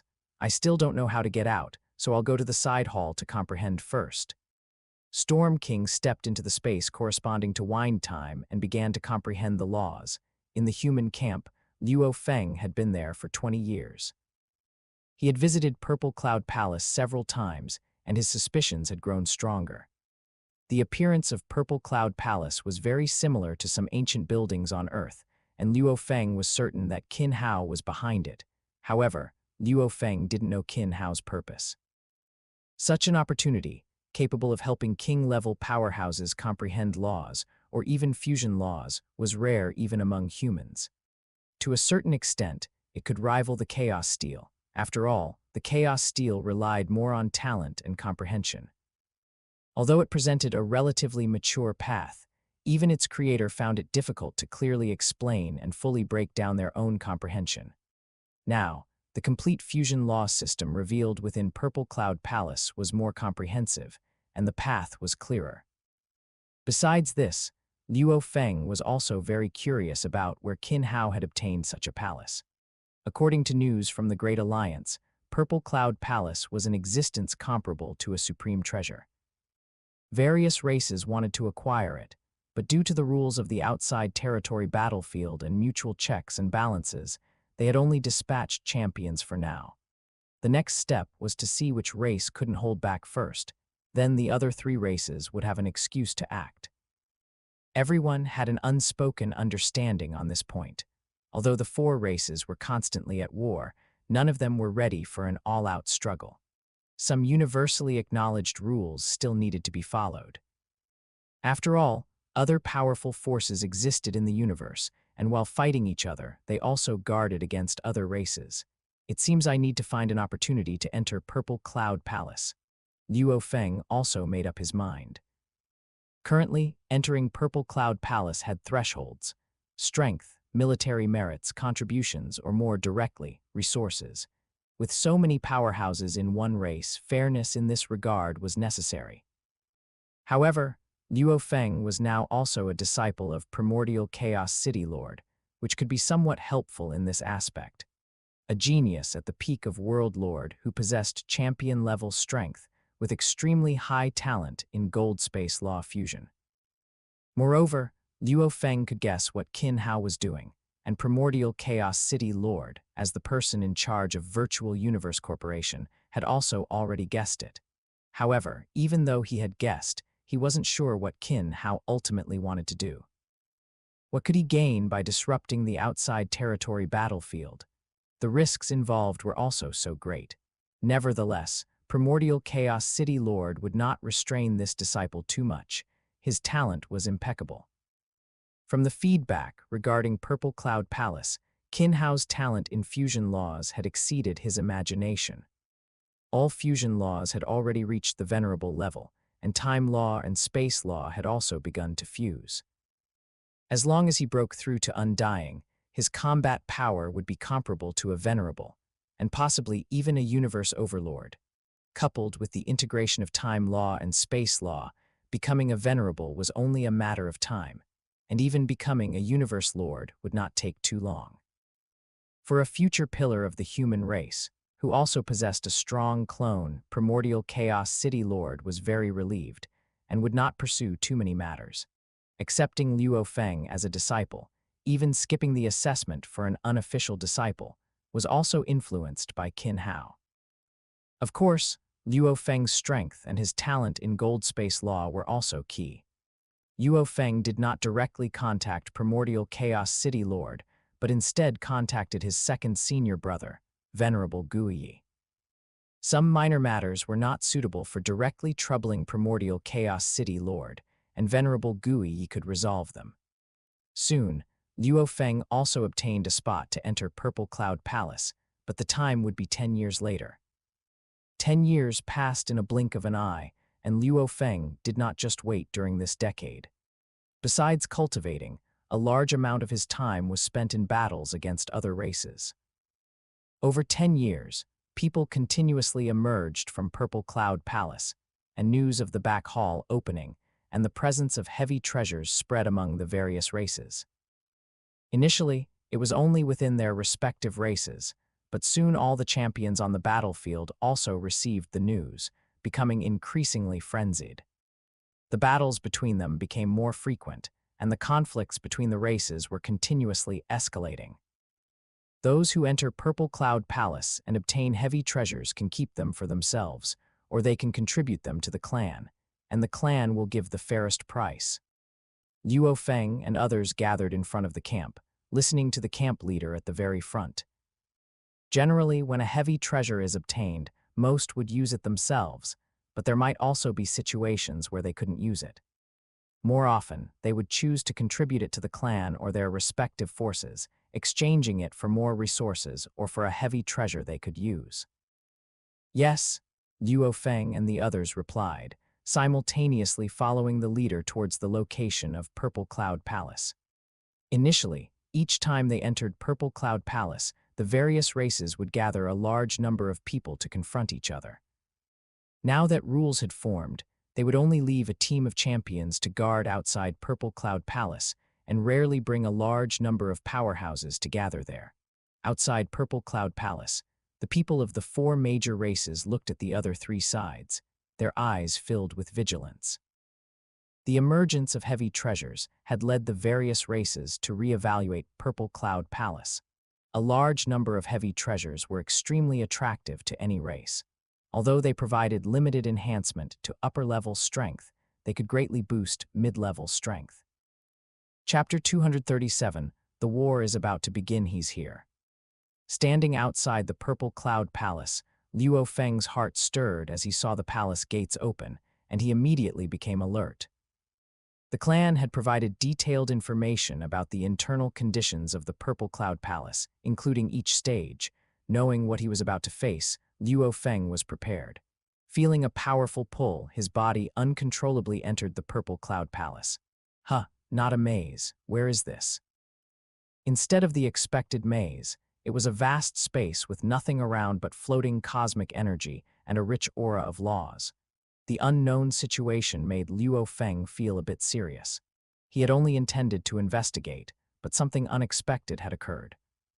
Stepping forward, Luo Feng continuously observed his surroundings. There was no danger, and he could even comprehend laws much faster. He could even clearly sense the trajectory of the gold space fusion law, as if in this space, the gold space law were inherently a single law. Besides the gold space law, he could also sense the presence of various other strange laws within this space. As Luo Feng advanced, a small path paved with pebbles began to appear beneath his feet, extending forward. However, the path ahead was enveloped by a dense mist of energy, severely limiting visibility. Following the path, the surroundings began to change again. A bamboo forest appeared, then a small stream, and further ahead, a courtyard materialized before Luo Feng. The courtyard was very simple: a crude house in the center, a flat area outside, a simple fence, and some strange plants growing by the wall. Seeing the state of the courtyard, Luo Feng couldn't help but roll his eyes. The style and arrangement of the small courtyard clearly had a China-like feel. Putting on this act, he really thinks he's a hermit, Luo Feng couldn't help but grumble, while opening the courtyard gate and stepping directly inside. Qin Hao. Upon entering the small courtyard, Luo Feng called out towards the house. Creak. The door opened, and Qin Hao emerged from the house. Looking at Luo Feng, a faint smile appeared on his lips. He knew of Luo Feng's arrival, which was why he set up this scene, wanting to see Luo Feng's reaction. He had received news of Luo Feng's arrival from Venerable Guiyi. He also knew that Primordial Chaos City Lord had taken Luo Feng as his disciple, and he was aware of the spectacle he had created on the outside territory battlefield. After stepping out of the room, Qin Hao's tone changed, and a powerful aura pressed directly towards Luo Feng. Although both were World Lord peak, and both possessed king-level strength, there was still a significant gap. Qin Hao currently had no opponents among champions, and could even directly contend with Venerables, whereas Luo Feng was only considered decent among champions. Senior brother. Feeling the pressure on him, Qin Hao at this moment was like a towering mountain. Luo Feng also knew that Qin Hao wasn't preparing to fight him, but merely testing his strength. As the pressure gradually increased, Luo Feng couldn't help but exclaim, "Your strength is good. You've already reached champion. Why are you joining in on the fun here this time?" Qin Hao's imposing aura quickly receded, and he once again became as gentle as a spring breeze. Others might not know what Purple Cloud Palace was, but Luo Feng and others from Earth were very clear. He should also be aware of the dangers around, yet he still came. "I came to the outside territory battlefield for experience. I heard that a Purple Cloud Palace appeared, and I knew it was you, so I came to check it out. I didn't expect this area to be so chaotic now, with full-scale battles possibly breaking out at any moment. Is it really okay?" Luo Feng's first half explained his reason for coming, while the second half asked if Qin Hao would face any trouble. After all, tens of thousands of king-level powerhouses, even if a venerable came, they wouldn't fare well and might even perish here. "Don't worry, there's no problem. I already have a complete plan. Since there's a Purple Cloud Palace, there are naturally other things, such as the Bestowal of Gods." As Qin Hao spoke, he waved his hand towards the sky, and the surrounding mist quickly dispersed, revealing a huge list in the sky. On the list, names were inscribed. Each name glowed, and their sheer number astonished him. "These are the gods of the Bestowal of Gods I've collected during this period. They will be the fuse for the entire battle. After you leave the Purple Cloud Palace this time, you should directly leave this area. Your opportunity lies at the Star Tower. There, you will undergo a true trial and achieve a true transformation." After showing the Bestowal of Gods, Qin Hao immediately concealed it again and said to Luo Feng, "In this area, conflicts were constantly erupting. The competition for heavy treasures hadn't fully begun yet, but once it did, battles would become even more frequent. Qin Hao was also ready to wrap things up at any time. In the final battle, Qin Hao's plan anticipated at least tens of thousands of champions perishing. Although they might eventually be resurrected by various clans, the resources and cost required to resurrect such a massive number of champions would be enough to make the clans feel the pinch for a while. Since you've come, this heavy treasure will be a gift from your senior brother, celebrating your successful apprenticeship. Soon, I will directly teleport you to the Gold Space Law Cultivation Room. After you finish comprehending, I will send you directly out of the Purple Cloud Palace. You can then go straight to the Star Tower." As Qin Hao spoke, he took out a golden long staff. The staff was entirely golden, and its body seemed to be covered with layers of scales. This long staff was also recently refined by Qin Hao, designed to be used with the Gold Space Law. It could serve as a standalone weapon, or its scales could be controlled to form armor covering the entire body, or the scales could be used as individual weapons. It could even fully disperse the scales, transforming the long staff into a miniature Myriad heavy treasure river, achieving the effect of a domain heavy treasure. Although it was only a heavy treasure, its versatile functions and considerable power made it an excellent existence among all the heavy treasures Qin Hao had refined. Thank you. Knowing the heavy treasure was valuable, Luo Feng didn't refuse since Qin Hao offered it. Moreover, he was aware that Qin Hao could refine heavy treasures, and that the heavy treasures currently flowing out of the Purple Cloud Palace were all refined by Qin Hao. Holding the long staff, Luo Feng's heart was filled with joy. Within the obscure patterns on the staff, he sensed the aura of the law of metal and the space law. Furthermore, the staff's appearance was very similar to the Yan God weapon he had always used, giving him a familiar and handy feeling. After Luo Feng put away the heavy treasure, Qin Hao waved his hand, and Luo Feng's figure disappeared. He reappeared in a cultivation room in a side hall of the Purple Cloud Palace. Chapter 238 Conflict Erupts. Chapter 238 Conflict Erupts. Another 100 years passed. Qin Hao, deep within the Purple Cloud Palace, looked at the best of gods in the sky, his eyes filled with satisfaction. The best of gods already had over 3,000 names, and the positions of true gods had been filled by more than 100. Every individual designated as a true god by Qin Hao was an absolute king-level expert among champions, at a minimum a peak king limit-level expert, and some had even reached the stage of an invincible king, with the potential to become a venerable. These individuals had entered the Purple Cloud Palace seeking opportunities to break through to venerable, but they hadn't expected to get themselves entangled. From the moment they entered the Purple Cloud Palace, their fate was sealed, destined to become a member of the best of gods, to be commanded by Qin Hao. It's time for the next step, Qin Hao said, looking at the names on the best of gods before him, finally fixing his gaze on the name of Sun-Destroying King. Within the monster race camp, Sun-Destroying King's eyes went blank for a moment before regaining clarity. He immediately stood up and walked out of the camp. No one around Sun-Destroying King dared to question or hinder his sudden actions. After he walked out of the camp, everyone present breathed a sigh of relief. Sun-Destroying King was the first to emerge from the Purple Cloud Palace. His original peak king limit strength had now reached the invincible king level. Coupled with his status as a monster race royal, this gave Sun-Destroying King extremely high authority throughout the monster race camp. Even the invincible king dispatched by the monster race to manage the entire camp had to deal with him carefully. After all, while their strengths were comparable, their backgrounds were completely different. Even if his position was slightly higher, he dared not show any disrespect. Sometimes, he even had to consider Sun-Destroying King's temper. Now that Sun-Destroying King had left, everyone relaxed considerably.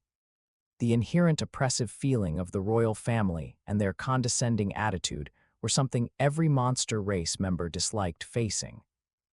Moreover, Sun-Destroying King's temper was not good to begin with, and he had thrown multiple tantrums recently. The reason was the heavy treasure that had appeared in the last century. As the first monster race members to discover and enter the Purple Cloud Palace, they understood Sun-Destroying King's unwillingness. Each outburst of anger was an outlet for his inner frustration. Leaving the monster race camp, Sun-Destroying King and his subordinates boarded a spaceship and began patrolling the edges of other factions. "My lord, what is our target this time?" a subordinate Undying cautiously asked. After emerging from the Purple Cloud Palace, everyone's strength had improved, but Sun-Destroying King's improvement was even greater, as was his temper. Although all of them were enslaved by the best of gods, Sun-Destroying King was a true god, while they were merely auxiliary gods under his command. For every enslaved being, memory and personality were preserved, but loyalty to their master became the core of their being. Therefore, even though they were all enslaved, there were still hierarchies, and they could not muster any thought of resisting Sun-Destroying King. No target. Hunt down every alien we encounter, Sun-Destroying King said. This chaos would begin with him, and the most direct way to incite chaos was through slaughter. As the killings and clashes intensified, the conflicts between various races would further escalate, and wars between Undying would inevitably become a certainty. Sun-Destroying King's actions began. He continuously sought opportunities at the intersection points with various races. In just 10 years, Sun-Destroying King's team had already killed nearly 10 king-level immortals and engaged in hundreds of battles. However, only 10 were successfully killed. Such a result was normal. With tens of thousands of king-level immortals gathered, escaping and receiving aid were too easy. These 10 kills were only achieved before reinforcements arrived, with several individuals exerting their full strength. Sun-Destroying King's actions also led to retaliation from the alien races. Large numbers of champions began to engage in battles on the monster race's borders with the purpose of hunting. The clashes between the two sides became more frequent, and the number of fallen members also increased. At the same time, Qin Hao continuously commanded the Undying he controlled to stir up trouble among various races, constantly accelerating the chaos across the entire battlefield. From the initial skirmishes between the monster race and the automaton race, the insect race and the human race gradually became embroiled, and a full-scale chaotic war among the four factions began. Within tens of thousands of miles of the Purple Cloud Palace, battles occurred almost every moment. Each battle triggered larger-scale clashes, from the initial skirmishes between small teams to battles during rescue operations. A single battle now sometimes involved thousands of champions. The situation is getting increasingly tense. In the past century, we have lost 20 king-level experts. If this fighting continues, a full-scale conflict might directly erupt. Within the human race camp, several invincible kings gathered to discuss the situation. As the strongest in the camp and the managers selected by various forces, they had to treat this situation with caution. After all, there were now tens of thousands of champions in the camp. If any mistake occurred and losses were too great, it would be a huge blow to the entire human race. Temporarily retreat. Recall all champions who are out. Apart from those who have entered the Purple Cloud Palace for enlightenment, all other personnel should reduce their outings. The monster race, insect race, and automaton race have all gone mad. That's all we can do. The three races are going crazy now, and they might even unite. That would be too dangerous. We must report to the clan and increase our manpower. An alliance should be difficult. The fighting spread from their three races, and their interests conflict. Their goal is the heavy treasure within the Purple Cloud Palace, so they won't form an alliance quickly. We need to determine our stance on the Purple Cloud Palace. Now, with the escalating conflict, should we continue to stay in this area? Should we abandon the Purple Cloud Palace? Several experts presented their views. They considered the Purple Cloud Palace to be very mysterious and an opportunity. However, the current danger of this opportunity and the surrounding uncertainties also had to be taken into account. Would a short-term abandonment lead to too many losses? What would the clan decide? Would the champions behind them be willing? Even as the leaders of this camp, their authority was still very limited, let alone making such decisions. Let's just report directly to the higher-ups and let them worry about it. Finally, after organizing the situation around the Purple Cloud Palace, everyone reported to their respective forces. However, to their surprise, they quickly received a message. Wait. These two simple words were both an answer and not an answer. Without a clear indication, they could only continue to wait. However, they could still decide to consolidate their positions and reduce engagements. Chapter 239, The Great Battle begins. Chapter 239. The Great War begins its time. Qin Hao's eyes gleamed with determination. The number of names on the Bestowal of Gods had already surpassed his goal of 3,000, even exceeding his wildest expectations. Ever since Sun-Destroying King incited the chaotic war between the various races, the skirmishes in the surrounding areas had become increasingly frequent. Even king-level experts, who had just left the Purple Cloud Palace, would be attacked by king-level experts from various races lying in ambush. Their objective was very clear: the heavy treasure that might exist. The news of heavy treasure in the Purple Cloud Palace was no longer a secret. Furthermore, many king-level experts who emerged from the Purple Cloud Palace and encountered ambushes had exposed the existence of heavy treasure. By now, over 100 heavy treasures had appeared, and various races had successively mobilized more king-level experts to come. Only the human race had a relatively smaller number of people present. Outside the Purple Cloud Palace, a new group of people gathered, waiting for the palace gates to open so they could enter. However, time had passed, and the Purple Cloud Palace archway remained motionless. Why haven't the palace gates opened? For several centuries, everyone had grown accustomed to the Purple Cloud Palace opening its gates on time for entry. But now, a new change had occurred. The current situation made everyone preparing to enter feel nervous. They had all paid a considerable price to gain entry, and now such a situation had arisen. Impossible. For hundreds of years, the Purple Cloud Palace has never had any issues. Why is this happening now? Quickly report the situation back. The Purple Cloud Palace might be undergoing new changes. We need to be prepared. People from various factions began to act, while also warily watching the other three sides. Upon receiving the news, the monster race, insect race, automaton race, and human race quickly mobilized. Their respective leaders soon gathered outside the Purple Cloud Palace, scrutinizing it, hoping to spot something different.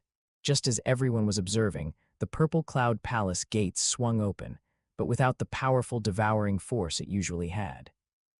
Instead, a powerful force erupted from within the Purple Cloud Palace, passing through the gates. This immense power pushed everyone in the vicinity away. Instantly, within a 10,000-mile radius, there was no one left.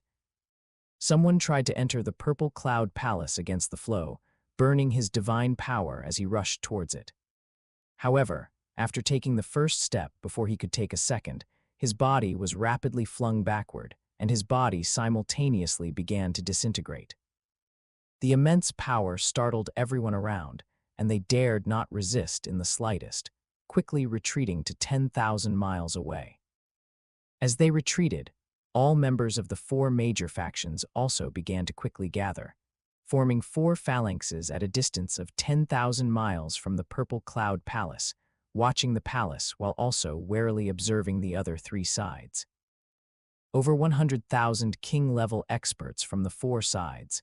For any race, such a number of champions represented their core strength, and could even impact the overall power of the entire race. Precisely because of this, although many champions had gathered and battles were constant, the conflicts had not been fully escalated. However, driven by Sun-destroying King and others, the conflicts between the various races had begun to intensify, and their eyes were filled with hatred when they looked at each other. Nevertheless, despite the hatred, the most important thing right now was the change in the Purple Cloud Palace. After the powerful force pushed everyone back 10,000 miles, the power within the Purple Cloud Palace did not continue to expand. Through the open palace gates, the hazy interior could still be seen, and even the countless spatial fragments within the main hall, as well as the worlds formed within those fragments, were visible. Purple light ascended, and the size of the Purple Cloud Palace rapidly expanded. A hazy aura around it quickly spread outwards. From within the palace gates, black dots began to shoot out, rapidly dispersing in all directions. After the black dots spewed out from the Purple Cloud Palace, they continuously grew larger: 1 kilometer, 10 kilometers, 100 kilometers, 1,000 kilometers. Spheres tens of thousands of kilometers in size appeared within a radius of tens of millions of miles. These are worlds. Are these the worlds in the Purple Cloud Palace's rear hall where the heavy treasures are stored? As the worlds appeared one by one, everyone quickly reacted. These were very similar to the legendary worlds in the Purple Cloud Palace that housed heavy treasures. At the same time, some people had already begun to act. A peak king limit expert quickly arrived at the periphery of the nearest world. His divine power directly penetrated the world, and a heavy treasure appeared before his eyes. Upon seeing the heavy treasure, he acted swiftly, forcibly breaking open the world. Disregarding the damage caused by the world power and the power of laws, he directly ascended against the flow, seized the heavy treasure, and rapidly refined it. "Ha, this heavy treasure is mine," an arrogant voice echoed all around. Everyone looked at the heavy treasure in his hand, their eyes filled with greed. However, no one immediately chose to snatch it. Instead, they rushed towards the worlds that appeared around them, hoping to obtain another heavy treasure. Since it had been verified, then these worlds all contained a heavy treasure. As long as these worlds were opened, a heavy treasure could be obtained. One by one, the champions quickly reached the edge of the worlds, rapidly attacking them. All the worlds shattered directly, and heavy treasures appeared before everyone. "The heavy treasure is mine, it's mine, it's mine." With heavy treasures before them, even champions began to lose their rationality at this moment, each wanting to claim the heavy treasure. Hundreds of heavy treasures, over 100,000 champions. Each heavy treasure was contended for by hundreds or thousands of champions. As everyone focused their attention on the heavy treasures, a hazy mist quietly rose. Streaks of blood-colored mist, with the purple cloud palace as its core, rapidly spread outwards. Furthermore, it condensed around each heavy treasure as its core, completely enveloping a 10-million-mile radius. With the purple cloud palace as the core and numerous heavy treasures forming the array, Qin Hao brought the entire 10-million-mile radius under his control. At the same time, Qin Hao quietly emerged from the purple cloud palace. The surrounding area would be transformed by him into a chaotic battlefield, burying many champions from the three races. However, many human race champion-level experts were also within this grand array, so Qin Hao had no choice but to act and lead them out of the array. "All human race members, listen to my command. Assemble quickly." At this moment, the intelligent lives of all champions within a 10-million-mile radius were fully activated. A majestic voice resonated in the ears of every human race member. At this time, the entire grand array had not yet been fully activated. Although the human race members had begun to snatch heavy treasures, they had not yet entered a state of complete madness. Upon receiving the command, they quickly sobered up and began to converge towards the designated coordinates. The command was transmitted through forced control of their intelligent lives and issued with extremely high authority, which no champion dared to neglect in the slightest. Even if a heavy treasure was right in front of them, they now had no choice but to quietly withdraw. Chapter 240, Chaotic Battle. Chapter 240, Chaotic Battle in the Universe. A thick blood mist enveloped an area spanning tens of thousands of miles, making the entire region appear extremely eerie. The blood mist seemed to be alive, emanating an evil aura that filled anyone who approached with dread, as if their very soul was being devoured by it. Within the blood mist, the sounds of battle were incessant, a cacophony of clashing and maddened roars. Nearly 100,000 champion-level experts in the area had fallen into a state of frenzy, their bodies wreathed in dense blood energy and their eyes glowing red. However, upon closer inspection, it became clear that these were all experts from the monster race, insect race, and automaton race. Even though the automaton race lacked souls and existed more like programmed life forms, they were still affected by the blood mist, each one appearing to have malfunctioned. Kill, kill, kill. All the champions seemed to have transformed into berserk killing machines. Even the heavy treasure that had initially sparked the conflict had been forgotten, their eyes now fixed solely on endless slaughter. Moreover, the divine power in each of them was burning directly. Every attack was crude and without any technique, nor did they employ any secret technique. They were simply clashing with pure divine power. This is absolutely terrifying. This purple cloud palace is incredibly bizarre, said a human champion from within a spatial pocket, his eyes filled with fear as he watched the three races engaged in a frantic battle around them. If not for the virtual universe issuing an order to gather everyone at the very beginning, they would likely have fallen into the same madness, or perhaps even died by now. As they thought this, everyone looked at the person at the very front, their eyes filled with shock and admiration. To be able to protect tens of thousands of people from being affected in such a strange area, how strong was he, and how powerful was his will? When everyone first gathered and saw Qin Hao, their eyes were full of distrust. They knew of Hurricane King's reputation, and he might even be an invincible king-level expert, but getting tens of thousands of champions to follow orders was not so easy. In fact, many human champions who returned later were already starting to lose consciousness. The human contingent originally intended to control them and take them out of this Purple Cloud Palace area before figuring out a solution. However, with just a glance from Qin Hao, a powerful soul force permeated the area, and the blood energy on everyone's bodies was instantly drawn out and annihilated by Qin Hao. That powerful soul force shocked all the champions. Such soul force alone would likely be unbearable for an ordinary champion, leading to instant death. It was precisely this miraculous method that made everyone submit. Everyone has gathered. I will now take you away. Do not resist.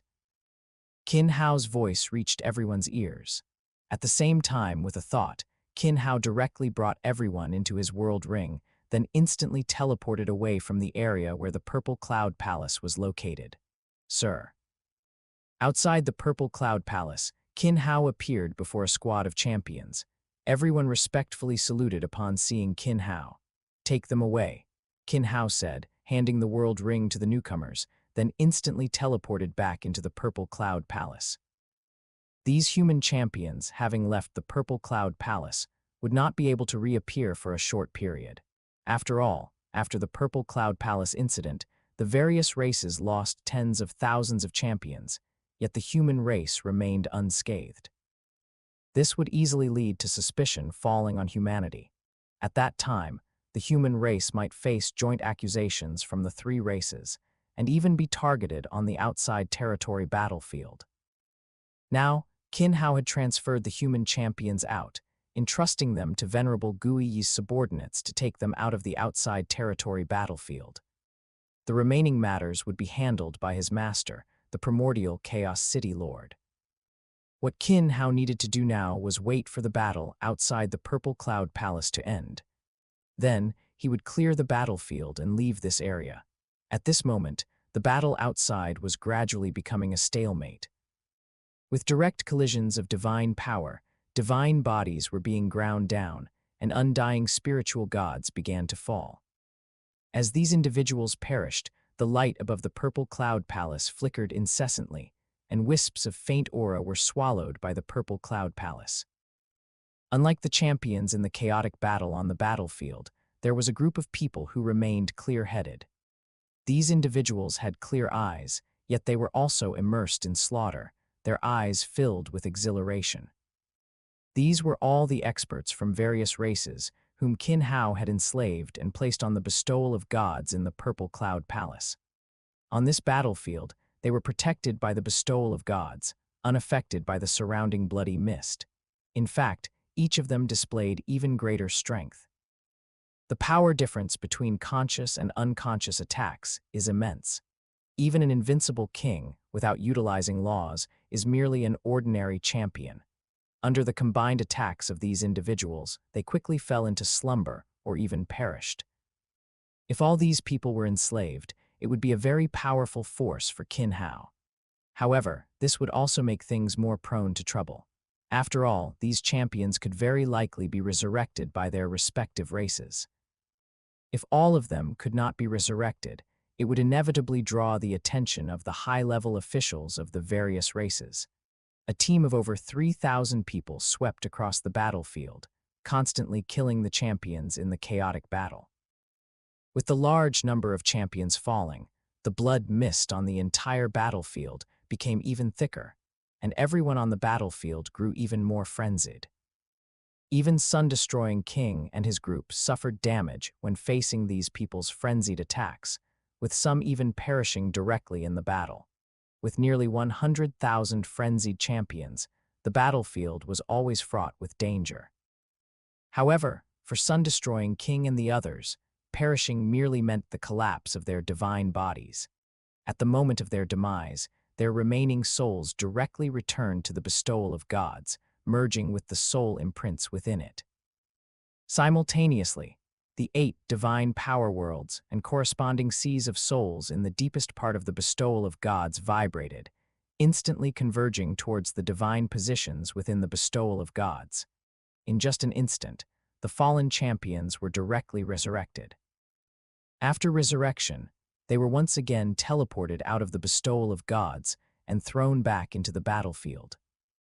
The divine power worlds and seas of souls within the Bestowal of Gods, having condensed for hundreds of years, were constantly accumulating divine power every day, enough to resurrect these 3,000+ individuals dozens of times. Moreover, as long as these people were careful on the battlefield, perishing would only be an accident. It's about to end. The various races should also be taking action. I'll make a final adjustment, change identities, and also clear the human race's suspicion. Qin Hao's eyes swept across the battlefield, watching the rapidly falling experts from various races, and he began to formulate his final plan. With nearly 100,000 people losing contact, the various races have now begun to notice. They have already communicated with the human race, preparing to jointly send experts to the outside territory battlefield to deal with the sudden situation at the Purple Cloud Palace. Chapter 241, The Venerable One Descends. Chapter 241. Venerables arrived. The slaughter was proceeding rapidly. Of the 100,000 champion-level experts, less than a tenth remained. The tens of thousands of champions each were also approaching their limits, their divine bodies depleted to the extreme, on the verge of falling into slumber at any moment. Subscribe for more amazing novel audiobooks. Don't forget to like, comment, and share Infinite Novel Audio. For the undying, divine power is life. When divine power and the divine body are completely worn down, it means death. These tens of thousands of champion-level experts had already expended an enormous amount of divine power just through their frenzied attacks, and the divine power consumed to constantly restore their bodies was even more immense. It was also because each of these champions belonged to races with massive physiques and vast divine power. Otherwise, they would have already become one of the champions who disappeared from the battlefield. However, this was only a matter of time. These individuals were already nearing the end of their rope, with only the intent to kill in their eyes. Coupled with the encirclement and slaughter by Qin Hao's subordinates, the rate at which their numbers decreased constantly accelerated. Must resolve this quickly. Qin Hao, deep within the Purple Cloud Palace, checked the information from the virtual universe and used his soul power to connect with the Bestowal of Gods. On the battlefield, the more than 3,000 foreign race powerhouses who had already gathered together moved even more swiftly. After quickly encircling and killing a champion, they rapidly formed small teams and moved quickly in all directions. Every champion they encountered immediately burned their divine power without reservation, fully unleashing their secret technique, and powerful attacks directly rained down on their opponents. At this moment, they dared not hold back in the slightest, nor did they fear any consumption of divine power. One opponent after another was quickly and completely annihilated. The more than 3,000 individuals teleported away one by one, appearing outside the Purple Cloud Palace. The gates of the Purple Cloud Palace opened, and the more than 3,000 individuals stepped into the Purple Cloud Palace one by one. "Greetings, Master." Qin Hao sat on the main hall, extremely satisfied as he looked at the more than 3,000 individuals who had entered. The strength displayed by these 3,000+ individuals was still very formidable. If properly nurtured, several venerables could still emerge, and in the future, he would have many people to carry out tasks for him. Very good, you may all go cultivate. You can use the various cultivation rooms long-term.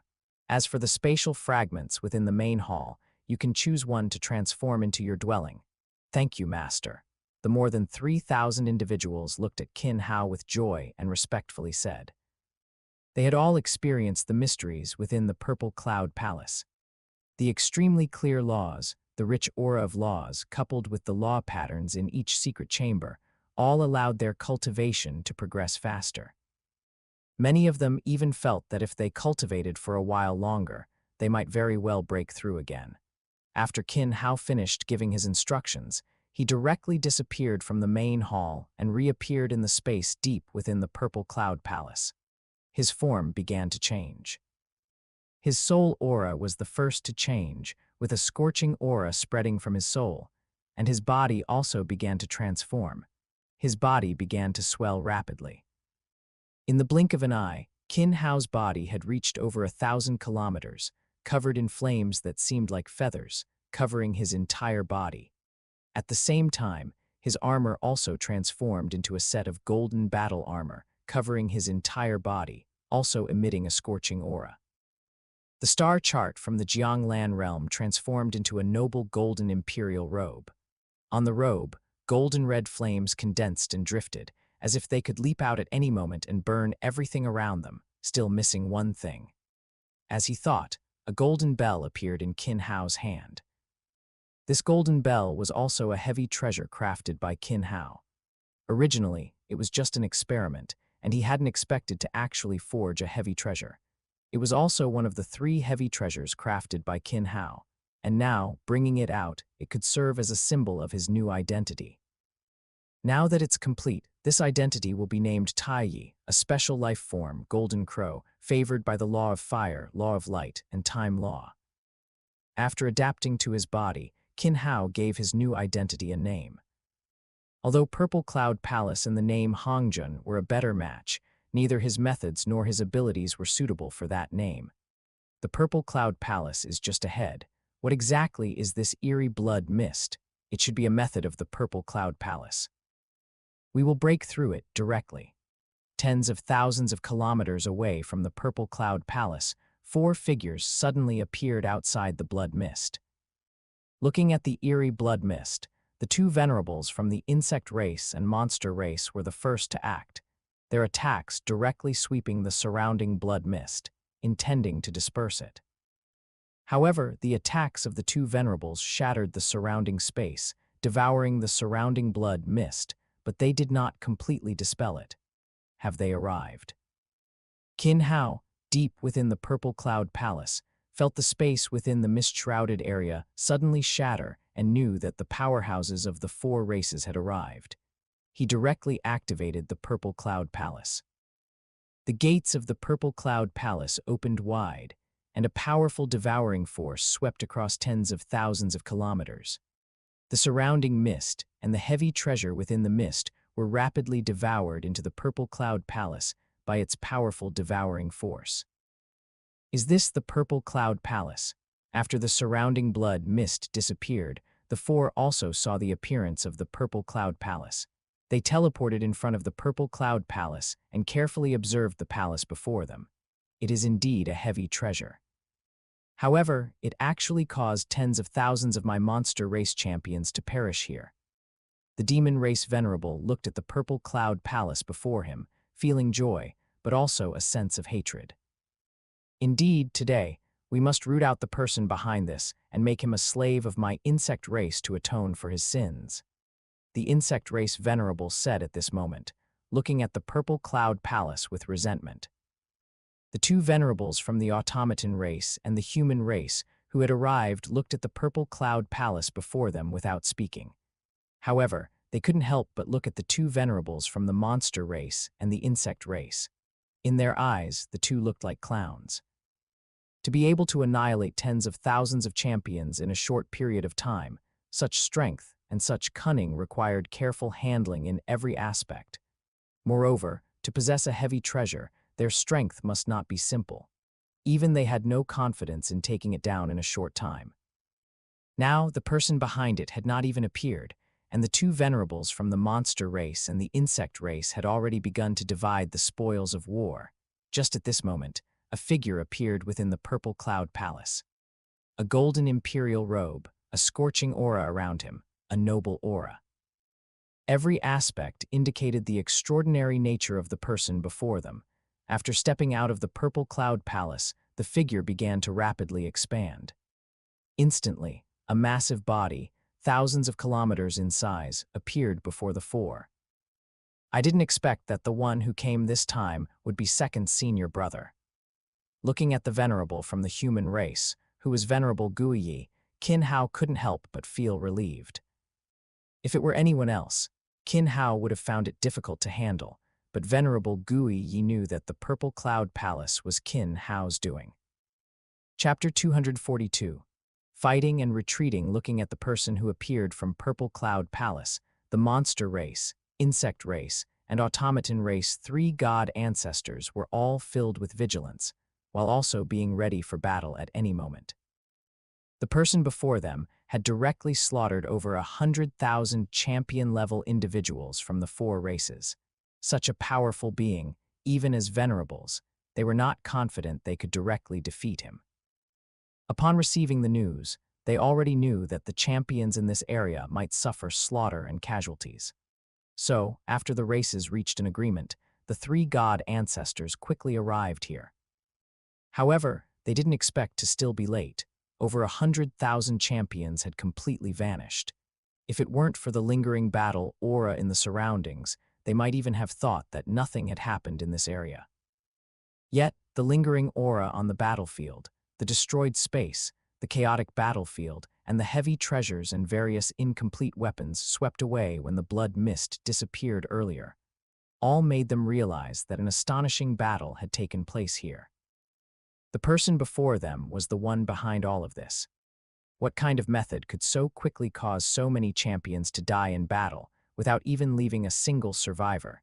Even as venerables, facing over 100,000 champions, they wouldn't be able to resist and could only flee. Even if they had mastered a complete higher laws that could overwhelm champions, they couldn't easily slaughter them. After all, among these 100,000 champions, there were several invincible king existences, each capable of fighting against an initial venerable. Now, all these people had disappeared, all because of this fellow in the golden emperor robe before them. A divine body of over 1,000 kilometers. How could he have the ability to hunt down all these champions? Upon seeing Qin Hao's body of over 1,000 kilometers, the four venerables were also a little confused. After all, a body of over 1,000 kilometers was relatively large, but it was only equivalent to the body of some life forms with 10 times the genetic level. For a strong individual capable of killing over 100,000 king-level experts, such a divine body seemed somewhat frail. Surrender to me, hand over your heavy treasure, and you will still have a chance to live. Otherwise, only death awaits you. The insect race venerable took a step forward, and its body began to rapidly expand. In an instant, a body of over 10,000 kilometers appeared outside Purple Cloud Palace. Qin Hao's 1,000-kilometer body seemed like a tiny ant before it. After the insect race venerable acted, the other three god ancestors also did not hesitate. Their divine bodies rapidly expanded, each massive divine body stronger than Qin Hao's. Among them, the smallest divine body belonged to Venerable Guiyi. The inherent size of the human race's body meant they had no advantage in terms of divine body size. This was already a height achieved through continuous improvement of genetic levels and the human race's secret technique. Looking at the massive bodies of the four venerables before him, Qin Hao showed no surprise or fear. His body began to expand again. Having achieved perfect genes, Qin Hao's body had grown tremendously, allowing him to easily control its size without affecting the exertion of his power. It had the feeling of being able to change size at will and the ability to manifest as a giant, as in legends. At this moment, Qin Hao held nothing back. His body rapidly expanded, quickly surpassing 10,000 kilometers, and it still didn't stop. 20,000 kilometers, 30,000 kilometers, 40,000 kilometers, 50,000 kilometers. The expansion speed only gradually slowed down after exceeding 90,000 kilometers, but it did not completely stop until it approached 100,000 kilometers, reaching the limit of normal flesh and blood life. And then the body's expansion ended. I am Taiyi, the origin of all things, the Lord of Stars, the spirit of the Sun Star. A majestic voice emanated from Qin Hao's mouth, causing the surrounding space to continuously tremble. The surroundings were also quickly enveloped by flames. At this moment, Qin Hao seemed to have transformed into a star, erupting with powerful flames and light, capable of instantly igniting everything around him. What arrogance! Although shocked by Qin Hao's massive body, upon hearing Qin Hao's words, a hint of mockery couldn't help but appear in everyone's eyes. Each of them was a powerful venerable, yet this person dared to utter such boastful words. Even with a massive body, he could not make them retreat. Attack. With that, the four simultaneously attacked, striking at Qin Hao's body. Duang, however, the attack did not land on Qin Hao's body, but was blocked by a massive golden bell. The full force strike of the four hit the golden bell without causing the slightest ripple. Duang, duang, duang, duang. After the four's attack was blocked, Qin Hao also quickly counterattacked. World power condensed, directly striking the golden bell. Under the impact, the golden bell began to vibrate rapidly. As the sound emanated, the time, space, and laws around the golden bell also rapidly vibrated, transforming into ripples that quickly spread outwards. The surrounding space and time at this moment seemed to have become waves, rolling the surrounding law power and attacking the four venerables. Time law, space law. Has he actually comprehended two higher laws? No, it's not his own comprehension, but that golden bell. Let's act together and imprison the golden bell. With that, the monster race, automaton race, and insect race, three god ancestors, along with Venerable Guiyi, directly exerted their power, completely imprisoning the surrounding time and space. The waves formed by the sweeping time law and space law gradually subsided. At the same time, powerful time power and space power began to spread, sweeping towards the golden bell above Qin Hao's head. Sensing the attacks of the four venerables, Qin Hao's reaction was also very quick. Powerful flames spewed forth from his body. The scorching flames caused a slight fusion in the surrounding space.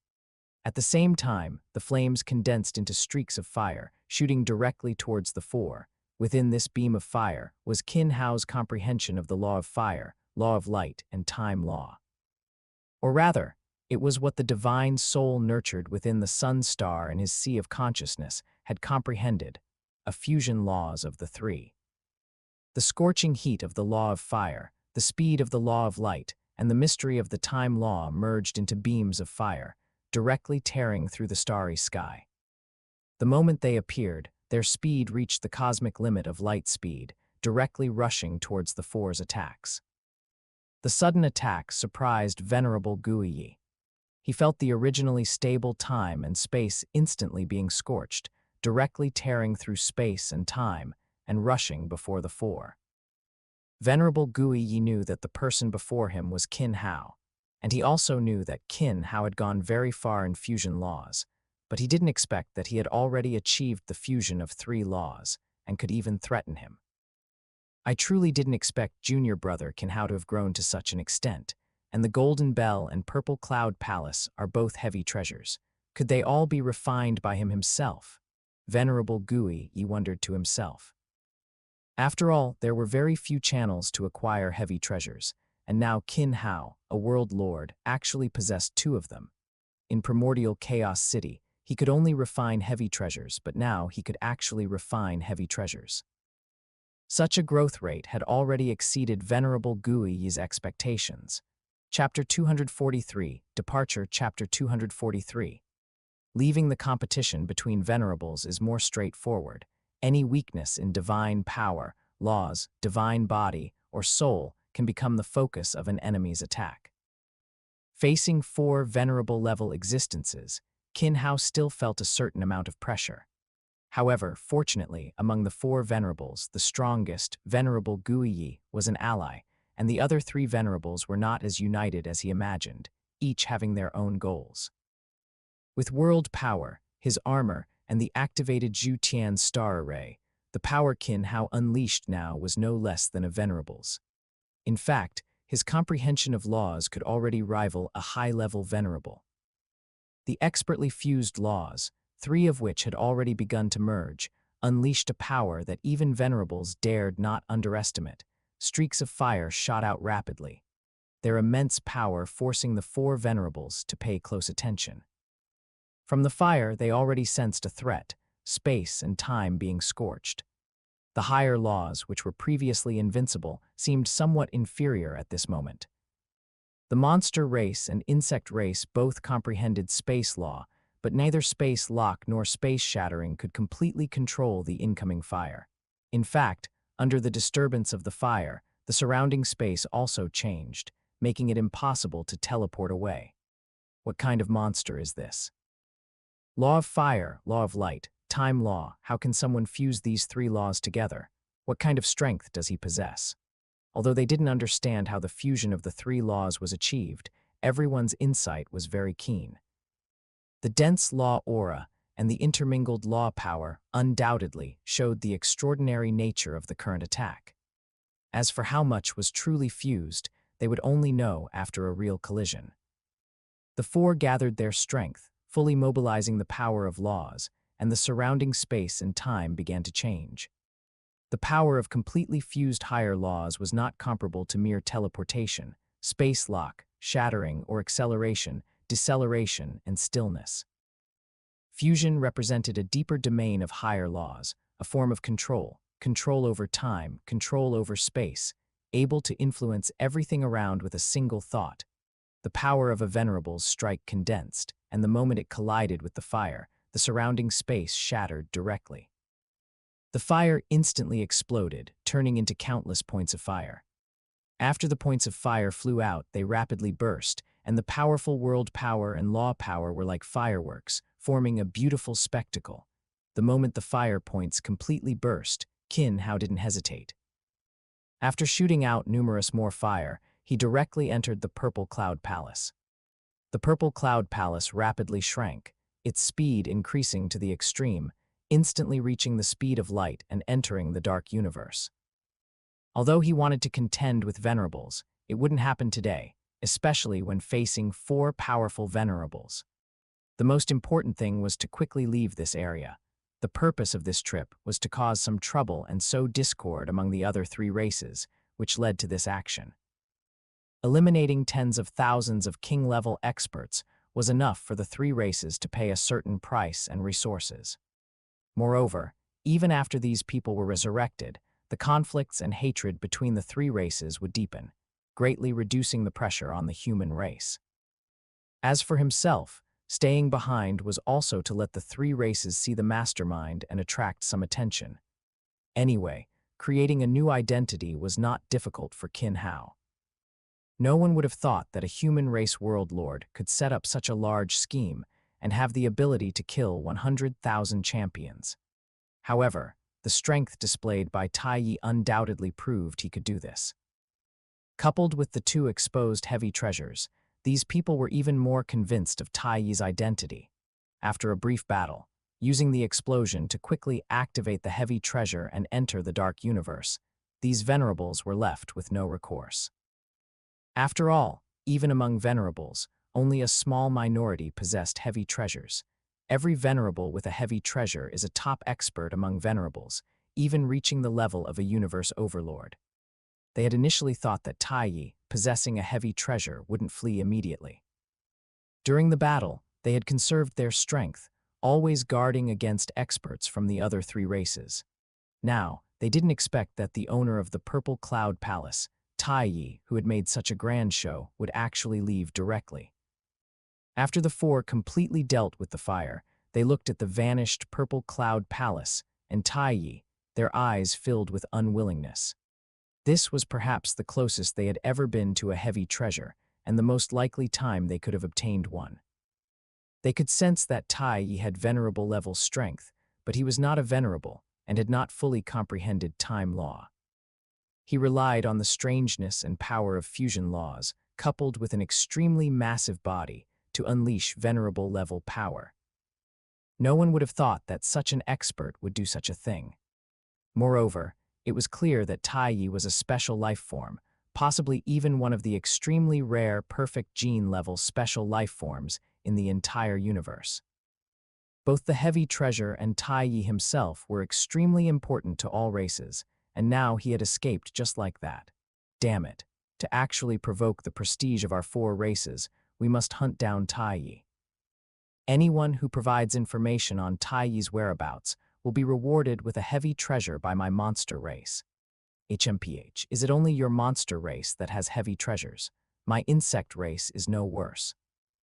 My insect race will not only give a heavy treasure as a reward, but also allow them to choose a heavy treasure suitable for themselves. My automaton race offers 2 heavy treasures as a reward.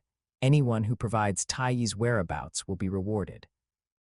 Any information related to Taiyi will be rewarded with a 6th-tier divine weapon. I need to return to my clan to make a decision, Venerable Guiyi said, then directly took out a spaceship. After boarding the spaceship, he immediately accelerated and entered the dark universe, ignoring the other 3. Seeing Venerable Guiyi leave, the venerables of the other 3 races did not linger. The outside territory battlefield was too special. Even if they entered under the joint decision of the 4 races, they could not stay for long. As for the departed Taiyi, they knew in their hearts that it was like searching for a needle in a haystack. The outside territory battlefield was too vast, the universe too immense. If Taiyi did not show himself, it would be very difficult to catch him. This loss could only be swallowed in silence. As for the fallen king-level immortals, they could only be resurrected little by little later. Resurrecting so many king-level experts at once, even a universe lord would find it hard to bear, so they could only be resurrected in batches. The resources consumed would make any race ache for a period of time. At this moment, Qin Hao was traveling rapidly in the dark universe. The speed unleashed by the palace heavy treasure was quite a bit faster than a spaceship, but the consumption was also considerable. Chapter 244, Luo Feng asks for help. Chapter 244. Luo Feng seeks help at the edge of the Star Tower region. A purple palace suddenly appeared from the dark universe. The moment it appeared, it vanished again, and thousands of miles away, a person suddenly appeared in the starry sky. It was Qin Hao. Having escaped from the 4 venerables, Qin Hao had been traveling in the dark universe for nearly a year, preparing to leave the Star Tower region. Phew, it should be safe now. Next, I'll just head straight away from the Star Tower, enter the military camp, and begin the next phase of operations. Qin Hao felt much more relaxed. His objective in coming to the Star Tower this time had been achieved. The check-in mission was complete, his refining methods had greatly improved, and he had also managed to trick the 3 races. Now, remaining in the Star Tower region served no purpose. Qin Hao no longer planned to act alone. Instead, he intended to lead his own military formation. On one hand, it was to experience the battlefield atmosphere more deeply. On the other, it was to refine some array formations into military formations and apply them to the human race's armies. The human race has many powerful individuals and no shortage of experts at various ranks. However, the inherent differences in physical talent impose certain limitations on the human race. Under the same laws and cultivation, the human race's physical weakness puts them at a disadvantage. However, various secret techniques and coordination methods of the human race compensate for some of this disadvantage. Unlike other races, the internal disparities are also immense. Take the monster race, for example. It contains numerous subraces, each with vast differences in physical structure, genes, and civilization. The only universal law among them is the law of the jungle, and there is extremely brutal internal conflict. However, under the strong pressure from the higher echelons, the relative stability of the race is maintained. Among other races, the insect race's situation is somewhat similar.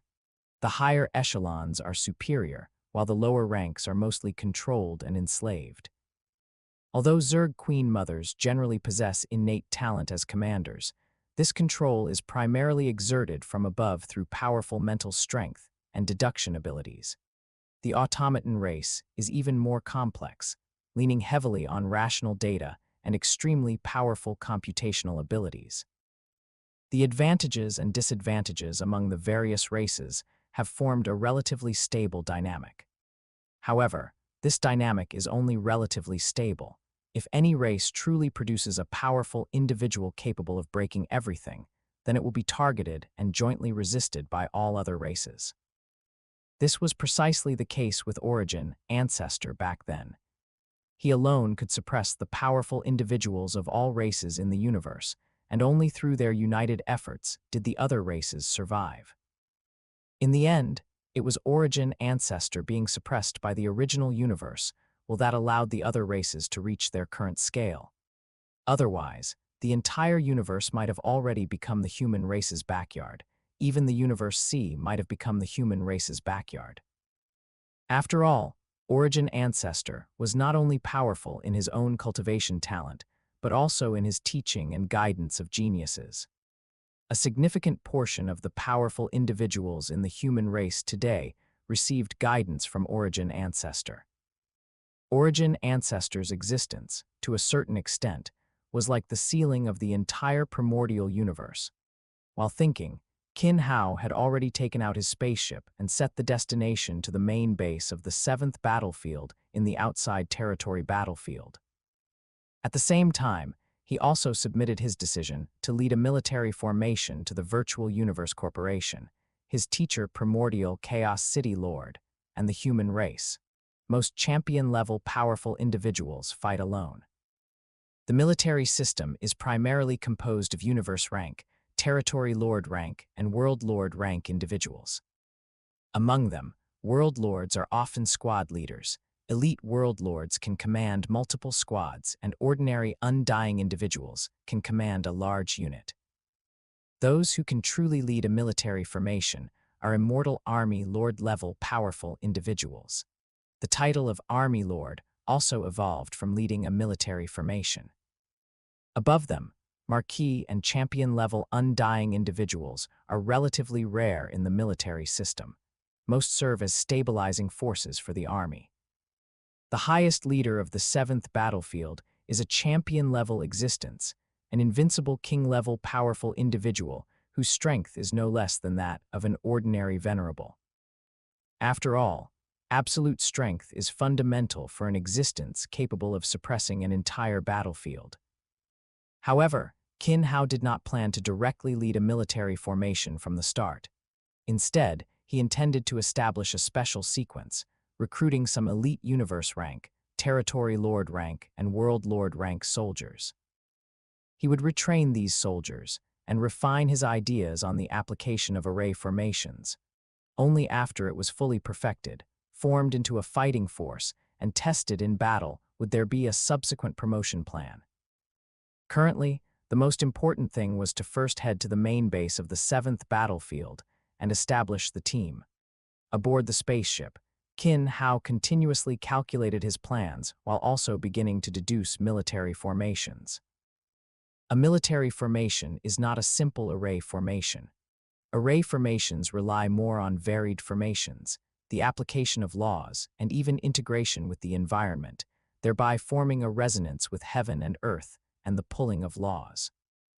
However, military formations require extremely high versatility, suitable for every army to practice, capable of being quickly deployed on the battlefield, and not changing due to combat. Regarding this aspect of application, Qin Hao already had some ideas.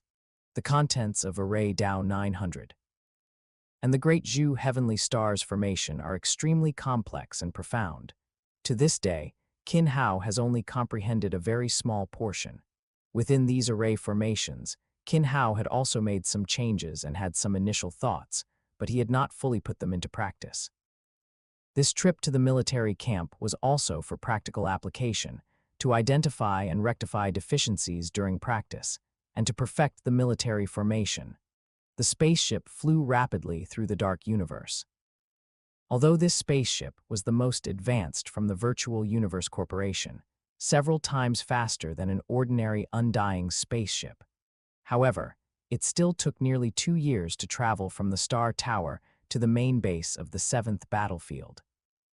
As it approached the coordinates of the main base, the spaceship's speed began to decrease, dropping below the speed of light. The spaceship returned from the dark universe to the primordial universe and continued to travel forward. What's so urgent that Luo Feng needs to find me? Upon returning from the dark universe, Luo Feng's call request appeared before Qin Hao. What's making you so anxious? Entering the virtual universe, Qin Hao appeared before Luo Feng and asked. Calculating the time, Luo Feng should be inside the Star Tower now, possibly already in contact with its core and undergoing trials.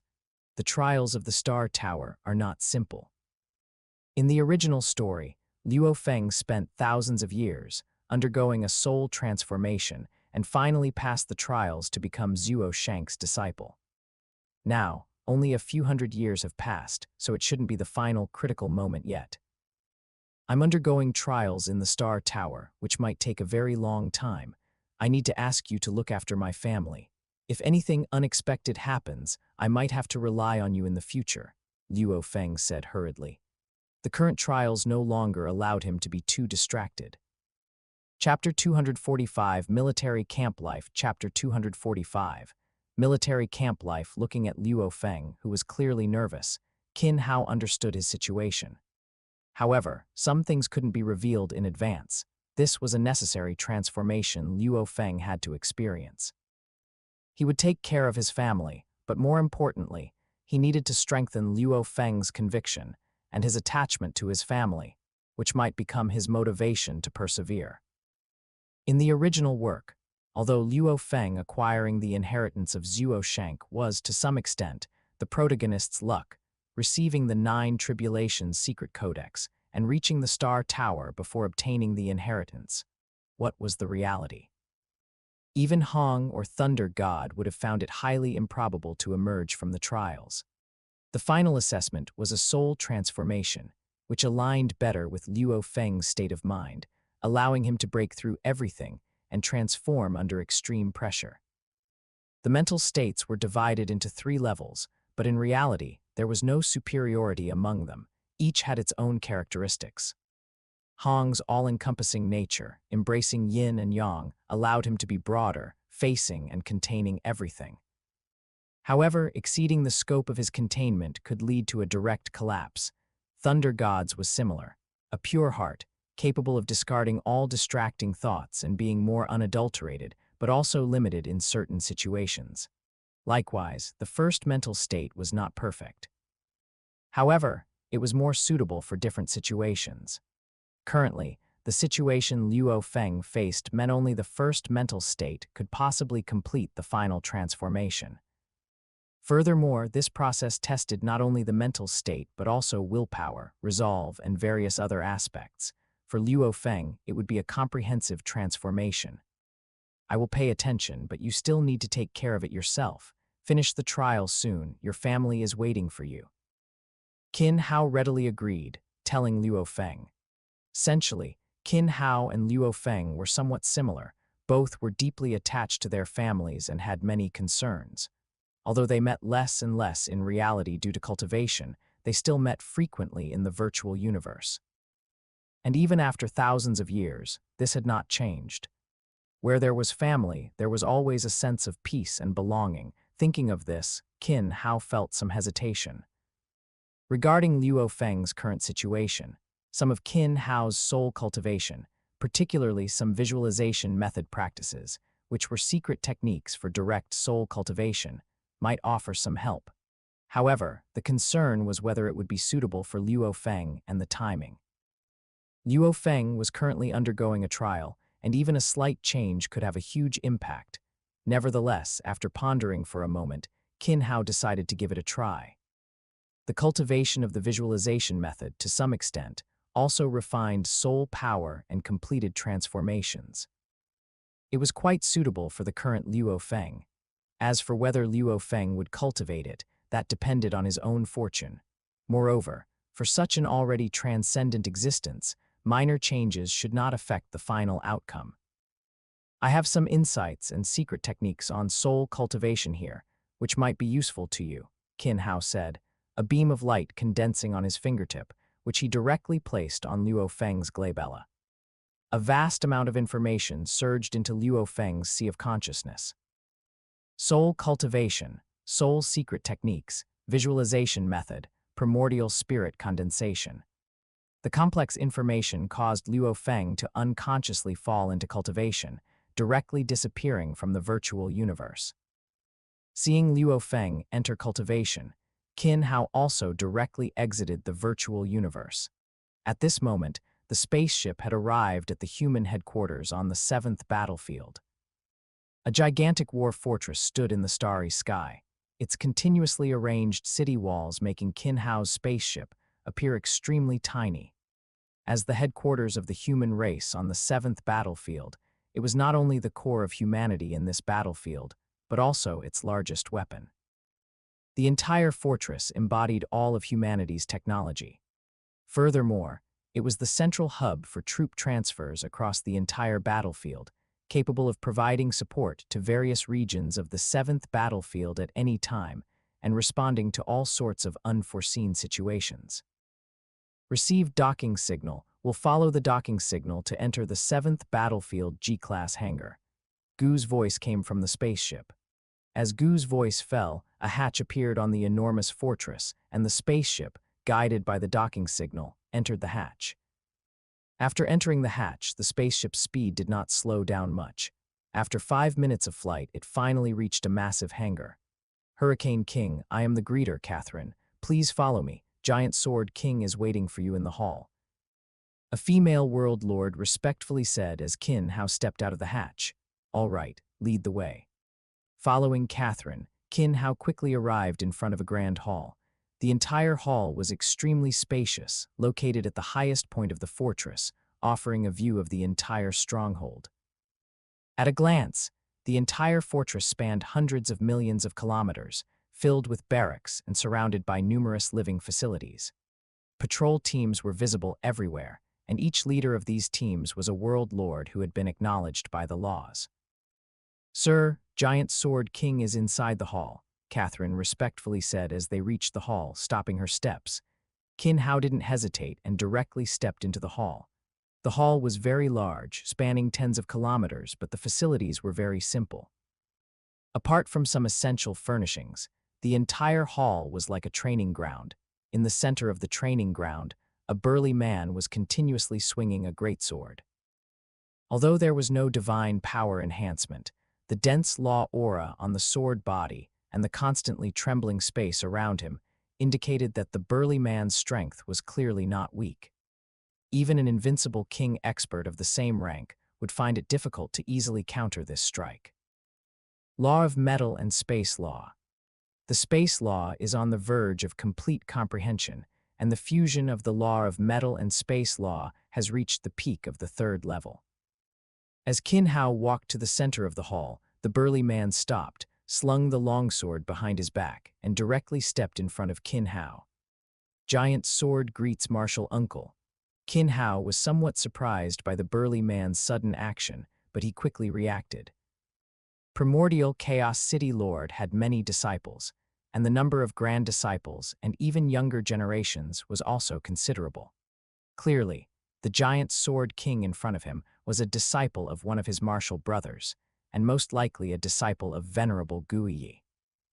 After all, only a few people knew his identity, and Venerable Guiyi was the most likely one to suspect.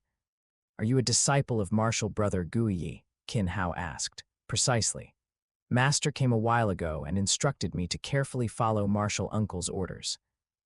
The Universe Rank, Territory Lord Rank, and World Lord Rank teams Martial Uncle requested have all been assembled and are ready for reception. Giant Sword King said in a booming voice, while also sizing up his Martial Uncle. A World Lord with the strength of an invincible king, or even a venerable, possessing profound comprehension of fusion laws. Every aspect deserved his careful consideration. Chapter 246, Guidance. Chapter 246. Guidance. Looking at the burly man in front of him, Qin Hao understood Venerable Guiyi's purpose. Since he had revealed his identity to Giant Sword King was absolutely trustworthy and was also under the attention of Primordial Chaos City Lord.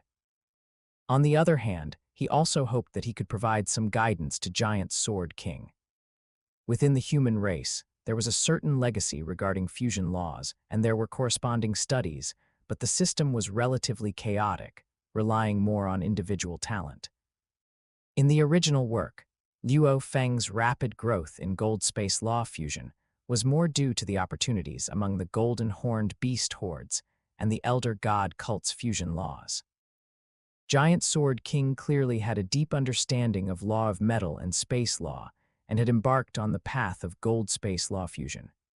However, both gold space law fusion and space law were stuck at the final step.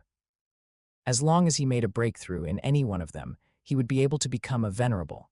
However, the breakthrough in this final step was often extremely difficult.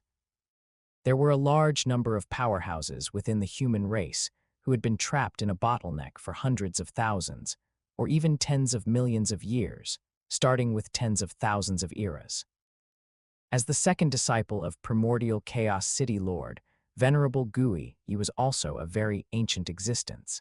Many of his disciples had also existed for an extremely long time. Giant Sword King was relatively young among them, but he had also been troubled by the bottleneck for countless years.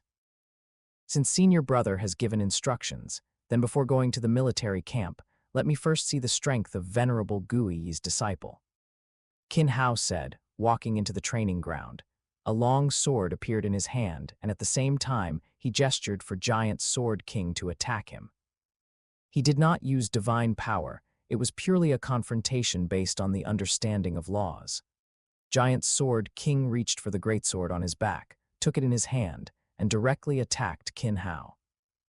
Law of metal, space law, gold space law fusion. 3 types of aura diffused, and the surrounding air seemed to be cut open by a sharp weapon, filled with a murderous aura. In terms of laws, Giant Sword King had completely comprehended the law of metal, and in space law, he had comprehended it to the final stage. Gold space law had also reached the peak of the 3rd level, and the power unleashed by his secret technique was already not inferior to that of an ordinary venerable. But it was only not inferior. Compared to a true venerable, he was still somewhat lacking. The power that a complete higher laws could unleash was far from comparable to 3 scattered paths. Qin Hao looked at Giant Sword King, who was attacking him, with calm eyes. He swung the long sword in his hand, drawing a circle in front of him, forming golden long swords. After the golden long swords appeared, they directly charged towards Giant Sword King. Each long sword contained Qin Hao's understanding of gold space law fusion, with the essence of laws of metal and space as the core, directly demonstrating his comprehension of gold space law fusion. It could be said that as long as one comprehended one of them, one could officially cross the threshold of gold space law fusion. If one could fully comprehend it, then one would not be far from the 4th level of gold space law fusion. This was the most basic, and also the most direct path to cultivation. It was also what Qin Hao had summarized from his comprehension of various fusion laws. This was also why Qin Hao, in Primordial Chaos City, not only analyzed the 108 essence of laws of space-time law, but also analyzed the essence of laws of the 8 lower-level laws. For geniuses who could enter Primordial Chaos City, comprehension was not difficult. What was difficult was comprehending higher laws. Therefore, most of them directly charged through the comprehension of lower-level laws, comprehending them directly by relying on their talent. Especially after becoming a world lord, the speed of comprehending laws became even faster. For these geniuses, comprehending laws basically had no threshold. If nothing unexpected happened, most of those who entered the Virtual Universe Corporation through the genius battle in each session could actually become immortal-level existences. However, there would always be countless risks during growth. Many of those who eventually survived and became undying, but more would still be trapped in a bottleneck. This also led to the upper-level geniuses not bothering with the essence of laws of these lower-level laws, while those with insufficient talent could not comprehend these essence of laws. After completing the analysis of the essence of laws, Qin Hao applied it more to law fusion. As for the comprehension of the laws themselves, his inherent talent was already extremely fast. 72 long swords containing gold space law fusion attacked Giant Sword King. Giant Sword King held his long sword horizontally, blocking the first wave of attacks. At the same time, he fell into a passive state, feeling the aura of laws contained in each long sword surrounding him. This was the aura of gold space law fusion that he was very familiar with, but it was purer and clearer. He could understand the laws on each long sword, yet it was something he had never thought of, or rather, it had never been presented so clearly before him. It was like a talent's secret technique. One could use it, but did not know the reason behind it or what principle it followed. One just knew how to do it. Now, the principles of the secret technique were broken down and presented before him, letting him know why it was like this, why it should be performed this way, and why such an effect would occur. Each attack gave Giant Sword King a new understanding of gold space law. It was not an improvement in fusion laws, but a reorganization and reevaluation of his existing comprehension, gradually clarifying his previously chaotic understanding of laws and forming his own system. During his comprehension, Giant Sword King's sword techniques also began to change. His original secret technique began to become smoother, sharper, and more elusive. The power of each sword strike continuously increased, and the position where each sword appeared became more unpredictable. Watching Giant Sword King's changes, Qin Hao couldn't help but nod. After all, he was from the core lineage of the Virtual Universe Corporation. The disciples he took were all top tier in terms of talent within the human race, and their comprehension and temperament were also good. With just a simple guidance, Giant Sword King had already embarked on a new path. Although the fusion of gold space law would not immediately break through after this guidance, his application and comprehension of laws would advance further, leaving only half a step before a breakthrough. Perhaps it wouldn't be long before he became a venerable. For 10 days, Qin Hao continuously controlled the golden swords in the air to attack, and Giant Sword King remained immersed in comprehension. After 10 days, Giant Sword King's gains in comprehension gradually decreased, and his improvement also slowed down. Seeing this situation, Qin Hao waved his hand, and the golden swords in the air quickly returned, merging into the long sword in Qin Hao's hand. All right, you now need a period of accumulation. Next, reorganize your comprehension and settle down to cultivate for a period of time. Chapter 247, Entering the Business. Chapter 247. Entering the camp under the leadership of Giant Sword King, Qin Hao arrived at the location of the military camp prepared for him. Within a 1,000-mile radius, there were numerous worlds, some used for rest, some for cultivation, and some directly for leisure. Such military camps were not uncommon throughout the city and were also divided by rank. Most universe rank and territory lord rank individuals usually stayed in their respective worlds for daily training. When going to war, they were directly carried into the battlefield. After all, with hundreds of millions of troops, each assembly required a large amount of time and space. Keeping them in worlds was much more convenient, compared to universe rank and territory lord rank, who were considered low-level existences on the outside territory battlefield. World lords had a much larger range of activity and were more free. However, this was only relative, as the rules within the military camp were still very strict. Uncle Master, this is the team assembled according to your requirements. 100,000 universe rank, 10,000 territory lord rank, and 1,000 world lord rank. All of them are members of my Virtual Universe Corporation, with no issues regarding loyalty, and have all been vetted to ensure none are enslaved by foreign races. Giant Sword King pointed to the military camp in front of him and began to introduce its internal situation. Such a force was nothing on the outside territory battlefield, unable to even cause a ripple. Giant Sword King was very puzzled as to why Qin Hao wanted to assemble such a team. After all, Undying were already the backbone of the outside territory battlefield, and even within the army, they led elite troops composed of world lords into battle, facing relatively powerful enemies. Universe rank and territory lord rank were more like cannon fodder on the entire battlefield, with very low survival rates. In any battle, the losses of universe rank and territory lord rank were extremely high. Not bad, gather everyone. Qin Hao nodded in satisfaction. Giant Sword King led Qin Hao to a huge plaza. This plaza was also the largest area of the entire military camp. On the plaza, there was only a high platform with no other buildings. The high platform was also very simple, with no seats, no steps, only a large drum. Giant Sword King went up to the high platform, directly picked up the drumstick, and began to beat it.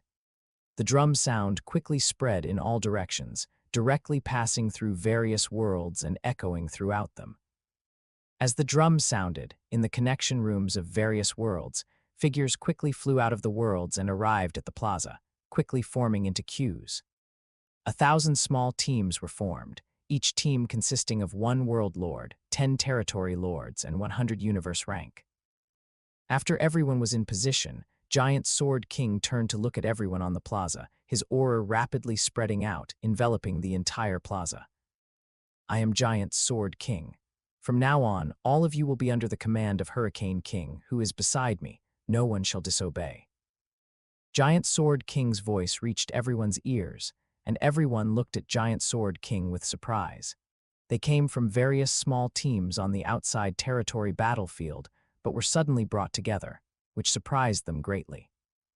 These people all came from the Virtual Universe Corporation, with some even being elites from the Heaven and Earth secret realm. Most of the others were also geniuses from the Virtual Universe Corporation's branches in various universe countries. Each of them had good talent and were considered elites on the outside territory battlefield. Now, they were gathered together without any explanation, and even the person who gathered them disappeared directly after completing the task. They had not expected to meet the highest commander of the 7th battlefield of the outside territory battlefield today, and to directly receive orders from a king-level expert. This left them with many questions. Champion were too far removed from them. Some universe-rank individuals didn't even know what a king-level existence represented. In their respective universe countries, the highest they had encountered were some marquee-level existences. Champion were more like legendary existences, and on the outside territory battlefield, they were top-tier beings. How powerful would the enemies such people face be? Could they really join battles of this level of expert? Although there were doubts and even some fear in their hearts, no one raised questions or showed any retreat. As members of the Virtual Universe Corporation, they were clearer about the rules of the universe. They had no right to refuse, only to accept. Yes, greetings, Lord Hurricane King. Saying this, everyone respectfully bowed to Qin Hao.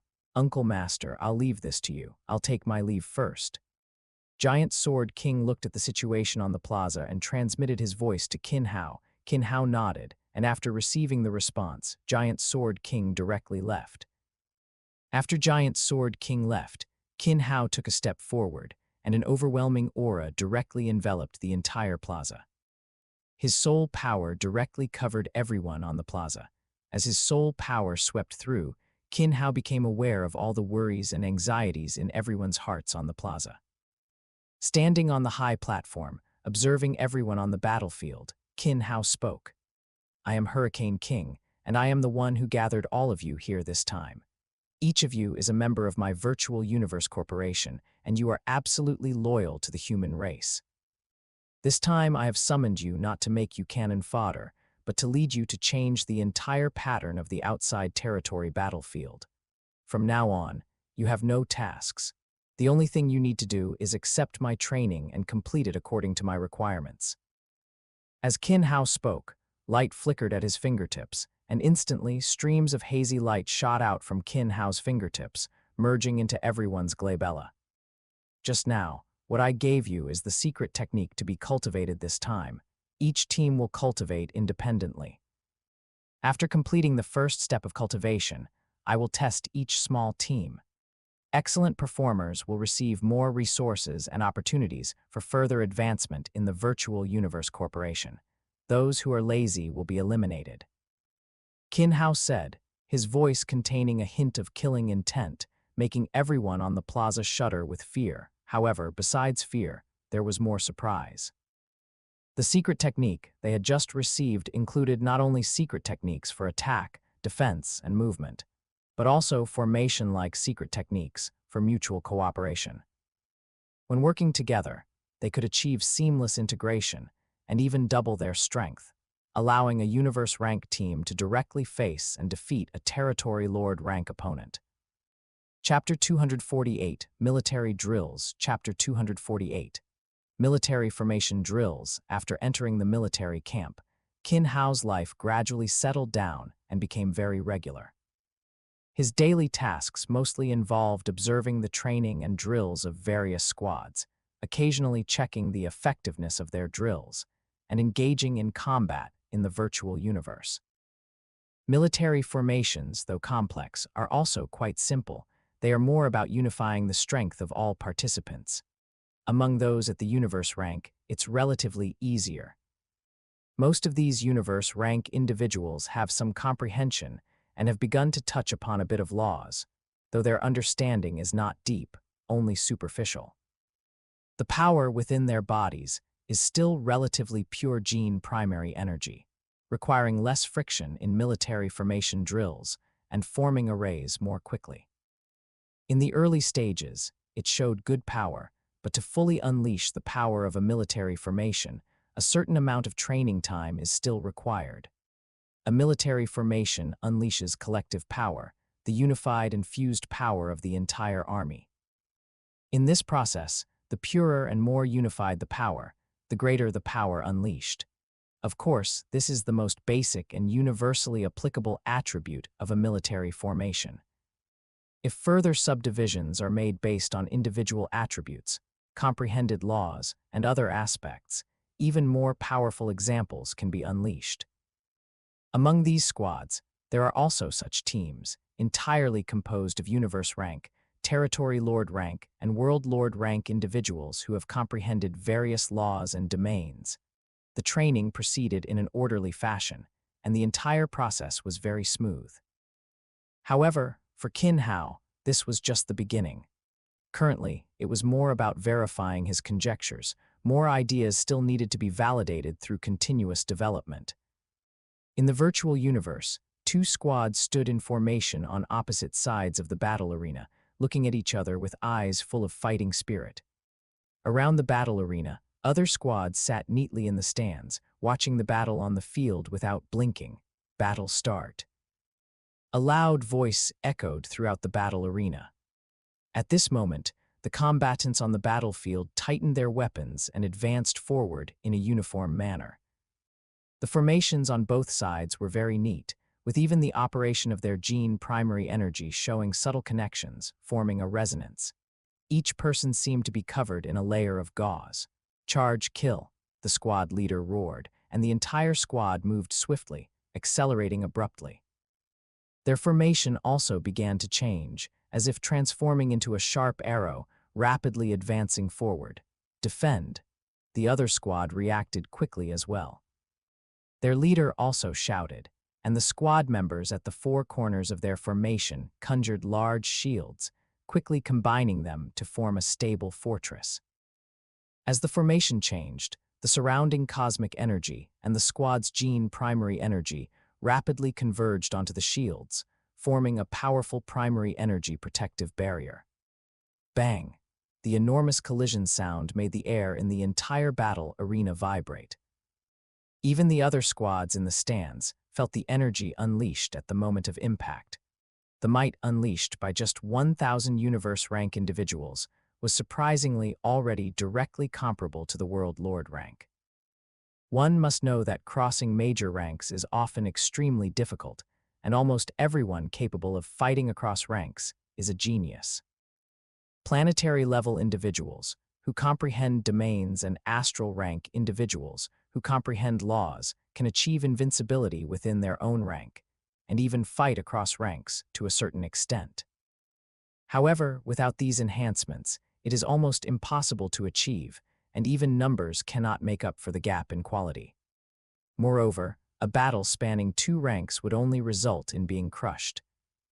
Yet, now 1,000 universe rank individuals, under a military formation, surprisingly unleashed power directly comparable to the world lord rank. Although they lacked corresponding laws, it was enough to crush ordinary territory lord rank individuals, and even contend with world lord rank individuals. Good, it's already usable now, but it's far from enough. It only has some effect at the universe rank, and its impact on the entire battlefield is still very limited. Qin Hao looked at the battle between the two sides, feeling very satisfied but not content with just this level of power. To lay the foundation for humanity's future wars against various races, even greater power must be unleashed. Furthermore, it cannot be limited to the universe rank. Territory Lord rank and World Lord rank individuals must also form corresponding military formations, capable of directly fighting against the Undying. As for the Undying, making military formations effective would be even more difficult. After all, every Undying has fully comprehended a lower-level law and begun exploring higher laws. They all have their own unique paths, and their individuality is stronger, making it more challenging to fully integrate their powers. The Undying are still more suitable for forming elite teams or small teams with tacit cooperation, thereby creating suitable formations to work together and unleash more powerful strength. While maintaining their individual characteristics, they would achieve a certain level of power unification. After all, humanity is not the insect race. The Zerg Queen Mother can directly and completely control the Zerg warriors she births, making them truly uniform. But this is only uniformity. They can only rely on numbers and overwhelming forces. True cooperation in power, laws, and soul, as well as the fusion of secret techniques, is still very rare. This is also the direction Qin Hao is currently researching, integrating the formations he has comprehended more deeply with this world, and incorporating some of his insights into fusion laws, allowing for simple fusion of laws during the application of formations to unleash even greater power. These individuals before him are Qin Hao's experimental subjects and the seeds for the future dissemination of these secret techniques and formations, continuously integrating them into the human ranks. And truly implementing the cultivation of experience and secret techniques on a comprehensive scale, the battle on the field continued, and the direct collisions between the two sides became even more intense. One was a gold attribute-dominant camp, with every attack being extremely sharp and swift. The other was an earth attribute-dominant camp, defending flawlessly and impenetrably, rendering every opponent's attack ineffective. Furthermore, while defending, they were constantly looking for opportunities to counterattack.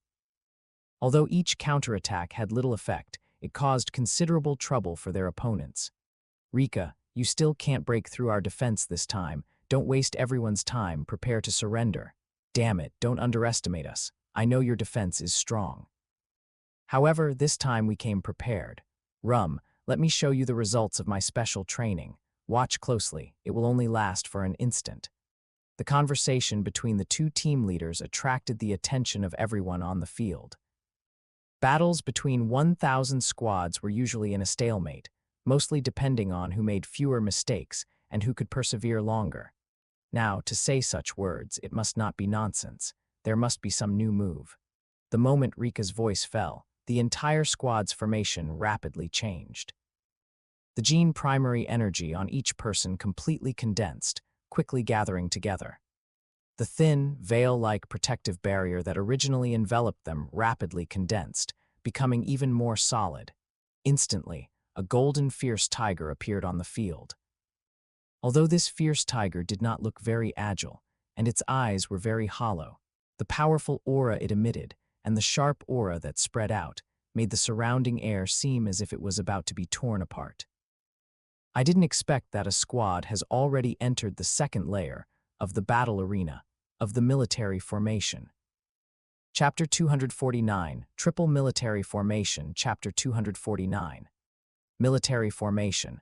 Triple layers. The moment the golden giant tiger condensed, it transformed into a golden streak of light, charging towards the opposing team.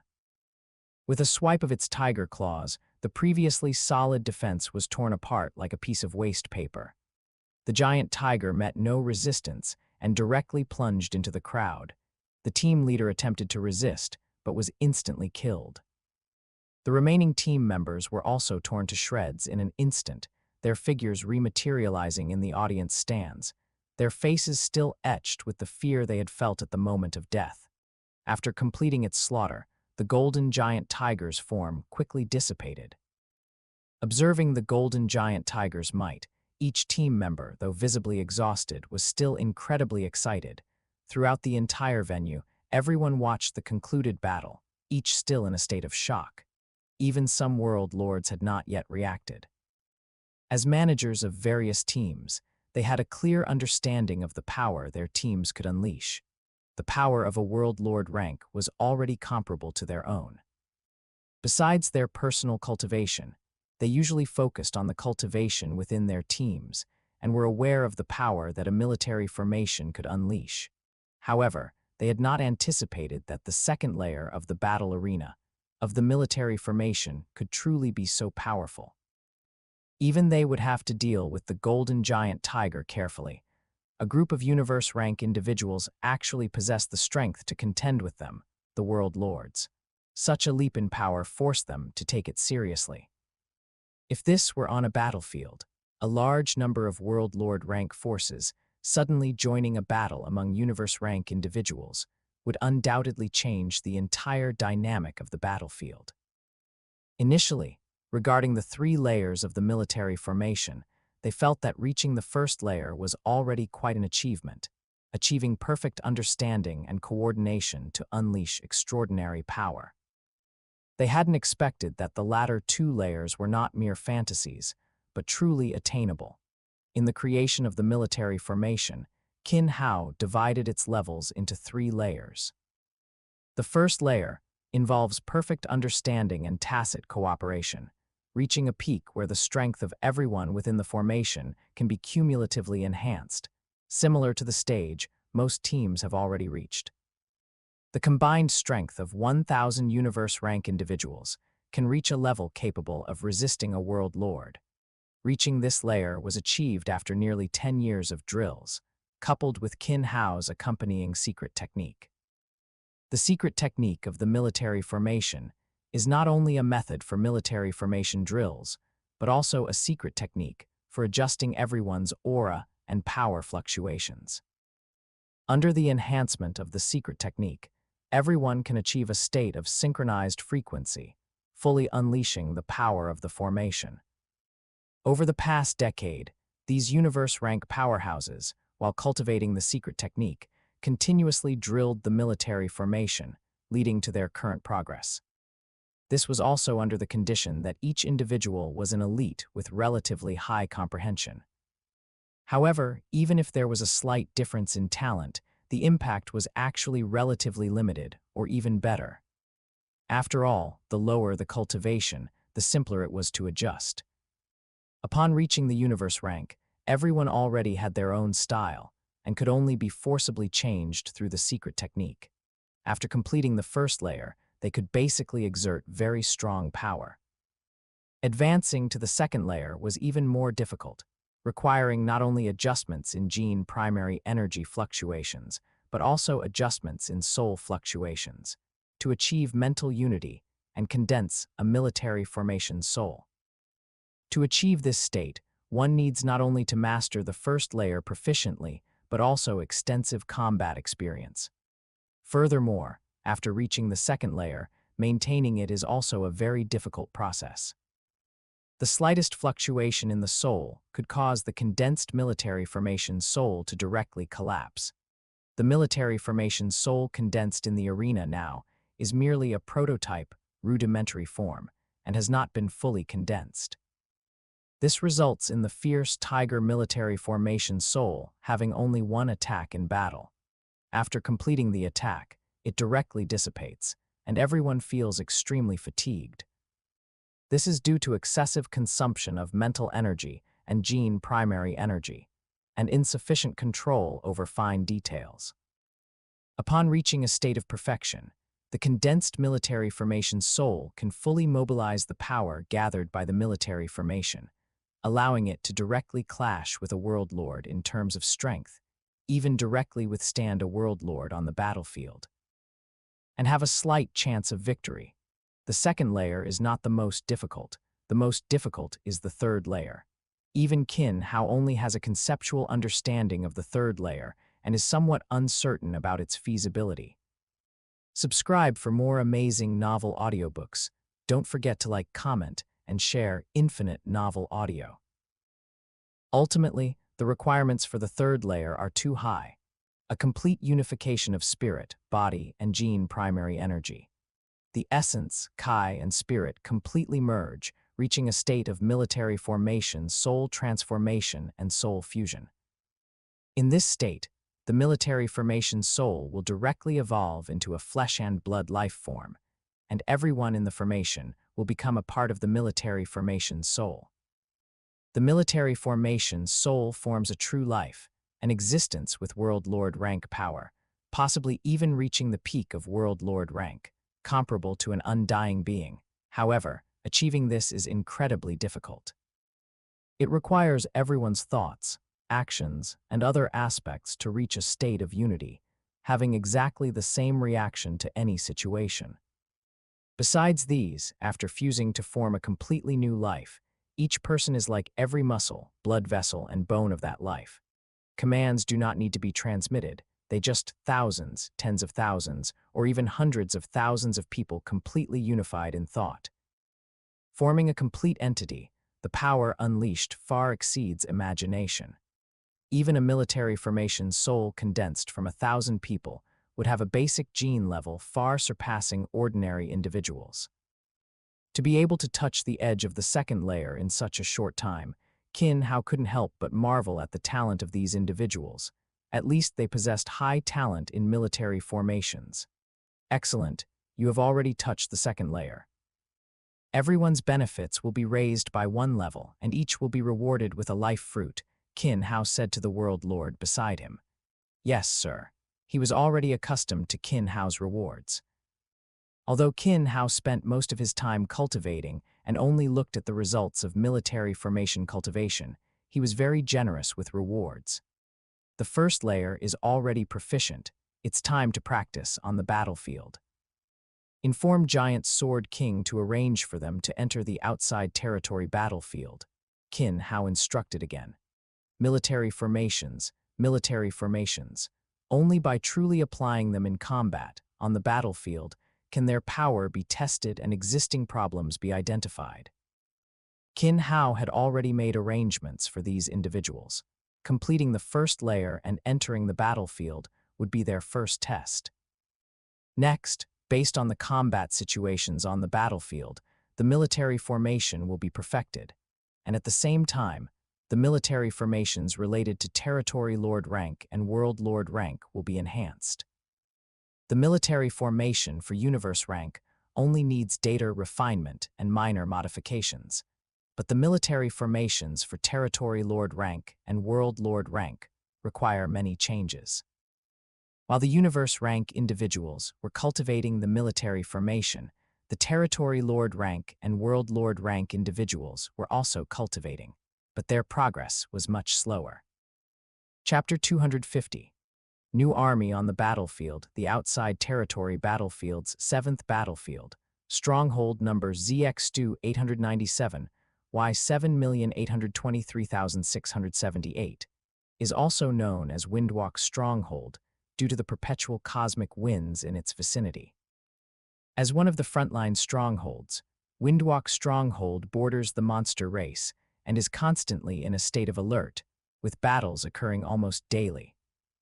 However, most of the battles at the stronghold are at the immortal level, with Universe rank, Territory Lord rank, and World Lord rank battles being the mainstream. Undying beings mostly serve as commanders and deterrents, guarding within the stronghold. Opposing the stronghold is the monster race's stronghold. Although battles are constant between the two sides, they have long been in a relatively stable state, with the primary goal being to protect their territories.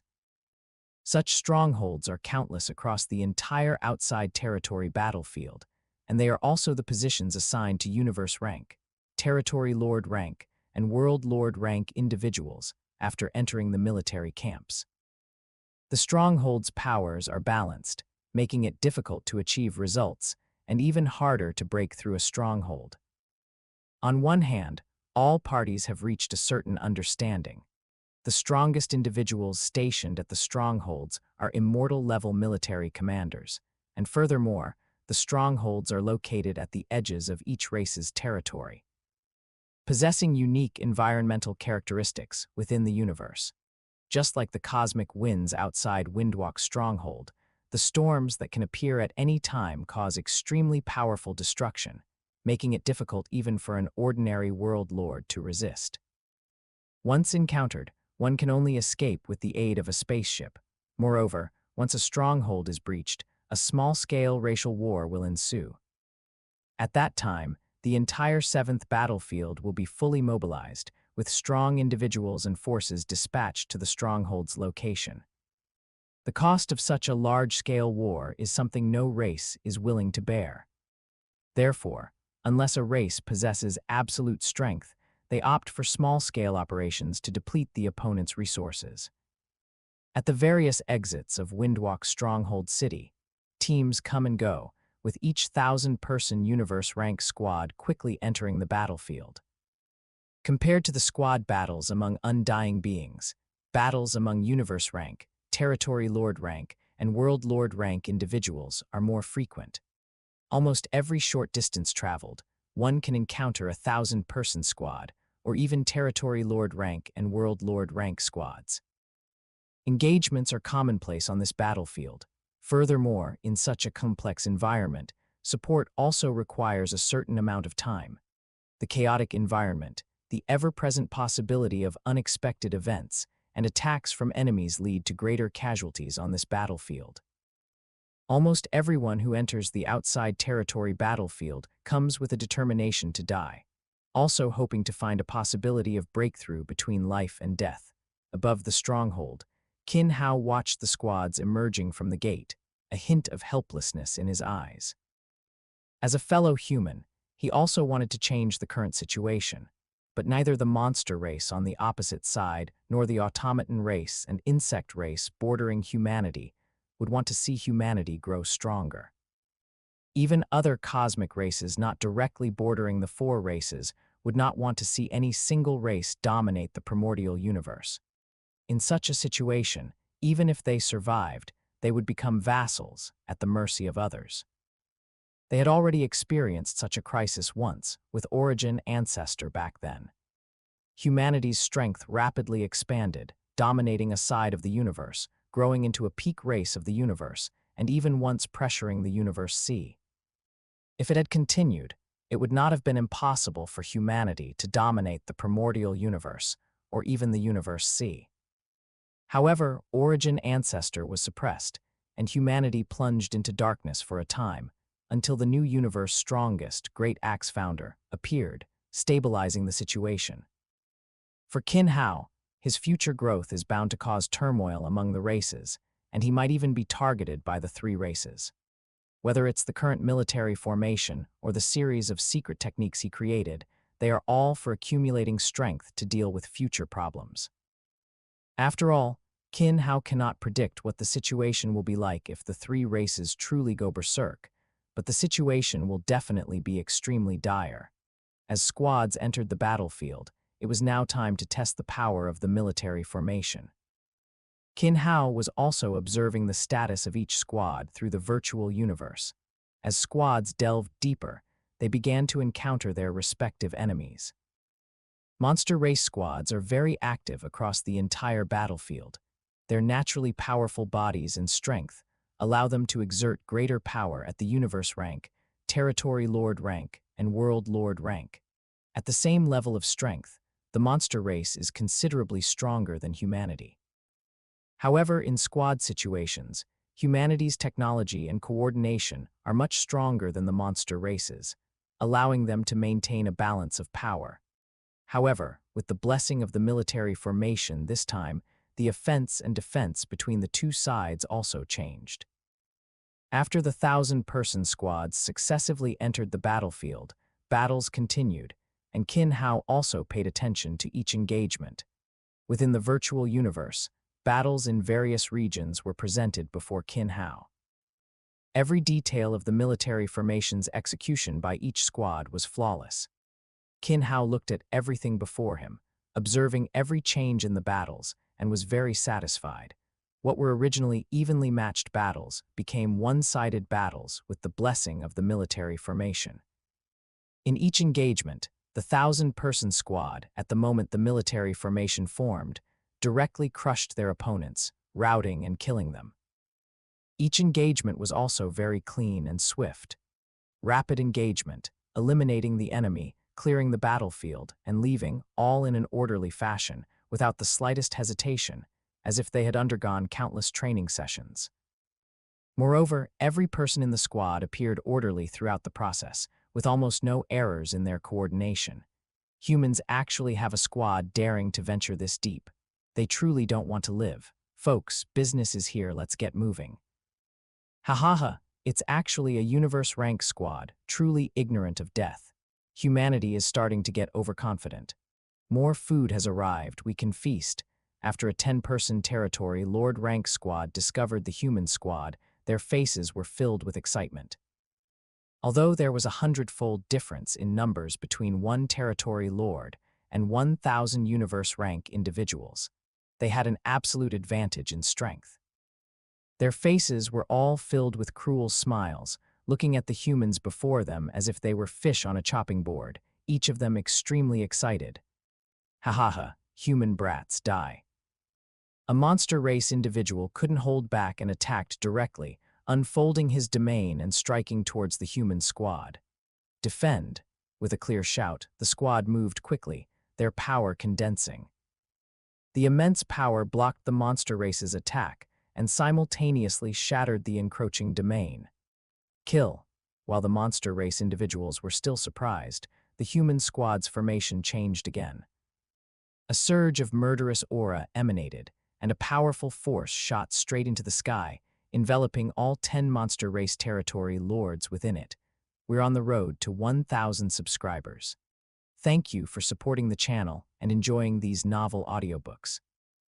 Every subscribe, like, and comment helps us grow faster. If you love revenge stories, overpowered MCs, rebirth novels, and fantasy audiobooks, make sure to subscribe and join the journey.